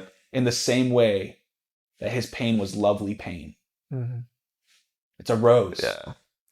It's just crazy, man, because I can think back on so many times I've been sitting in a youth service and I hear something along the lines of, if things aren't going your way right now, it's probably because you're not walking in your calling that God has for you. Yeah. It's like... As a teenager, like, what am I supposed to do? Dude, exactly. It's like, oh my gosh, well, what's my freaking calling? And it's like... I don't want to be an engineer. Yeah, dude. So then you start to attach these trials to your calling, and it's like, well, gosh, I guess I'm experiencing these bad things. I'm suffering. Yeah. I must not be walking in my calling, but Opening up a restaurant makes me really happy. You wanna That's talk what about- God wants me to do, yeah, I think. yeah. You want to know? You don't want to know know. what kind of? There's two. There's obviously the Job example, where I mean, dude just went through freaking awful. Like, Yeah, obviously, everyone knows the Job story. But another one to talk about is Moses. The reason why Moses is, even though he was told and he knew that he would never see the promised land, till the day he died, he kept on leading. Mm. So asking people this, though you might not see the promise in your lifetime, will you still suffer through it to get it there? Yeah. I'm talking about never getting to see the prosperity, but walking the whole way. Why? Because your riches, your hope, your rest is at the end of this road, is at the end of this life. And are you willing to suffer so much? And I've said this so many places, so many times, but to the point where your only prosperity is when you get to heaven. That's the riches that God's talking about, Jesus talking about. That's the suffering. And the only way to get there, to be at that point, is if Jesus is just the next conversation when you get to heaven. When you get to heaven, I think we say it jokingly, but I've realized how important semantics are in the way that we communicate things. We often communicate to people like, what are you going to ask when you get to heaven? Or like, what do you want to see? And we talk about this, we fantasize what heaven's going to be like. Mm-hmm. But heaven without God is as of hell. It's heaven without God is nothing. Yeah. It's in the presence. Mm. So then, when we get to heaven, should it not just be the next conversation with Jesus? Yeah. Should it not just be, hey God, hey Jesus, I was talking to you yesterday. What's up? I see what you're saying. I was in a, Or is it going to be this big crate don't? Is it going to? I know. I don't. Just don't. Don't do it. Don't kill it. Don't Okay, kill it. alright. Yeah. Don't kill it. So it's crazy that I know. I'll do it later. Don't do it later. Intrusive thoughts. So essentially, it's that next conversation is: Are you so relational with God? Are you so in the pursuit of Him that you're being so relational with Him that if you died today, it would just be a yo, what's up, Jesus? Dap them up. I was just talking to you yesterday. Do you think like when you dap them up, it's like a light explosion? Like it's like Yeah. like the universe? Absolutely. Do you think you have to do, like it slipped wrong, so you have to like do it again? when you hit a good one, that's when it. Yeah. Like it slipped. No, out. Jesus is perfect. He'll like No, it'll no, like it's your fault though. You're like, oh my bad. Like, what I was gonna say. don't Okay. don't do it. Don't do it. Don't do it, man. Well, I know what you're gonna say, but I want to go ahead. No. Finish your No, thought. that's all. I was just gonna say that coming back to the church is that's the way you should be walking with Jesus, and because you're walking with Jesus that way, full circle, that's how you should be walking with other people, and because that's how you're walking in close circle with other people, that's how people will see you, is as a piece of Jesus that's been as something that's been saved, not as their savior. You Yeah. are an example of what's been saved, Yep, not a savior to help them get there. it's great. We are saved, not savior, pretty much. Yeah. Bada bing, bada boom. Bada bing. Bada boom. I don't know about you guys, but I am starved. You're famished? What I time is am it? ac- How long have I we been am. going? Pause. How long have we been going? 2:23. Wow, it felt longer than that. I would keep going. It's easy. That's pretty easy, man. I mean, yeah. Well, I want to make I sure. thought we were to- past like 3 hours Yeah, for some reason, but I yeah. thought too. So, two. I mean, I want to make sure to plug y'all stuff. So your last two songs that came out was "Faithful Doubt" and "Heaven Abound." Well, Okay. Faithful Doubt, yeah. Well, and Take It All. And "Take It All." Three. Okay, those are all available on Spotify along Yeah. with your other drops. That's right. Through the Cheers. Outlands, and Outlands is spelled Without without an A. an A, Without an A, yeah. and it's all capitalized. It's all capitalized. Okay, The all capitalized. Outlands. Outlands. But we say Outlands. Yeah. Outlands. You're on YouTube too. Yeah, kinda. Instagram. We're getting The biggest thing, don't just like follow them, but seriously support. That's a part of the reasons we're doing this podcast, is so we can show and showcase people that are doing really cool things. Yeah. So that we can build a community think- around supporting. I also don't be afraid to reach out. Yeah. DMs. Yeah, if you like music and you're like, dang, I'm trying to connect with people in music, dude, we love Searching. that stuff. Yeah, we love this. I love connecting with other artists and talking to people about this, and even helping other people get going. Mhm. I am confident to say, while we don't have a major following and we've gone through a lot of things over the last couple of years, we have very high quality music. So the reason I say that is because some people like look at the followers and be like, oh dang. I guess they could think that maybe we're like dumb and we're like they just think that they're good, but No, we all know what goes through like that person's head where it's like, yeah, I make music or whatever. sure, yeah, that's why I say that. In their mind, they're like, yeah. I Everyone make looks at it music. like, oh, you make The last song make you music. guys put out has been hands down my favorite. I think has been. Code Abound? oh yeah, dude, I love that song. I've cried to that song so You, many you times. like Take It All? I think Take It All takes it for me, dude. It takes it all for me. I like Take It All too. I like them all. I mean, It just goes hard. For sure. It goes hard. I think they're all. Don't sing it. He is gonna sing it. I think the 3 songs that are right now. I mean, the 3 songs that are out right now, along with the other 3 that will be coming out. I think all have different. it was very different. All that have different like places Yeah. for like Yeah, in our yeah. life that we need to hear. I feel like- showed y'all Yahweh in the direction we went with that. Yeah. Yeah. Very cool. Really excited about that. Really excited about Valley of Dreamers. And then song 6, we actually only the 3 of us know about it. We're keeping it really secret, and you'll find out why. We'll see how long it lasts. Oh, this has been song 6 was actually further along than Yahweh was, and you still haven't heard it. Dang. Okay. Very cool. And then Interesting. lastly, your podcast, Music the Day Job, Spotify, Yeah.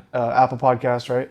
Nah, Just Spotify. Just Spotify. Spotify. We're Spotify purists. We need to get it on iTunes Hey, nothing wrong with that, dude. or Apple Music, whatever. It's actually pretty easy. I was pretty intimidated by it at first, but it's Okay. not that difficult. It all like transfers over. But yeah, we do that. We just talk about music and our pursuit of it and what we do, how we deliver jobs that suck and that we hate. But we talk about goofy things. We vibe out. There's some deep stuff on there.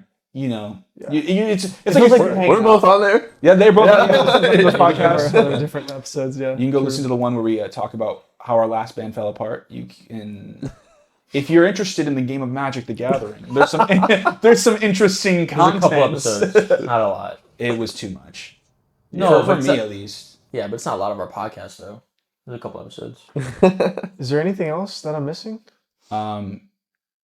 Outland's Instagram, Yeah, Outland Spotify, yeah. YouTube. For Outland. sure. I'm building a world. Well, the for music is on Oh, everything. Great Gavinsky. That's Great- your the Great Instagram Gavinsky, for that's true. your, I am your look- art I'm- stuff.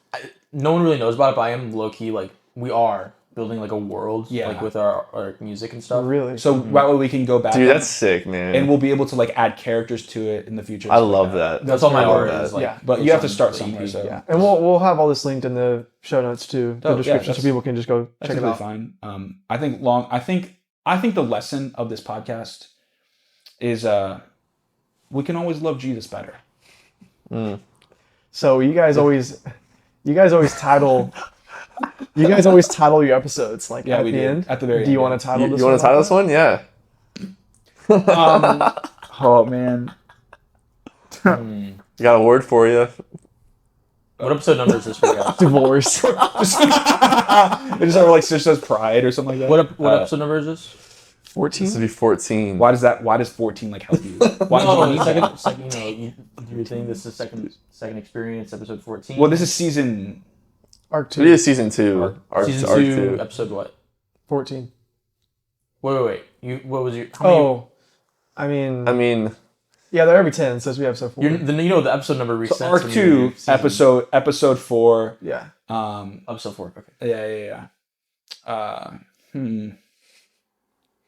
Music the Gauge. Oh no, dude. No. Hey, I got you. Dude. The Second Floor Experience. Arc 2, episode 4, Shut Up. I like How it. about? wait. You know okay. why? Because we the whole thing about friends. I think Shut we should do something silly like if the shoe fits, don't quit. Like that one. I like Shut Up. It talks about that's. Wait, what was it. yours? What was Well, yours? Shut up. The whole thing was just shut up? Yeah, Yeah. just shut up. Oh. Just shut up. Dumb, right?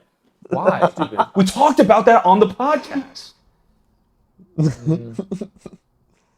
Dude. I don't think we can do it, dude. Holy crap. Yeah. No.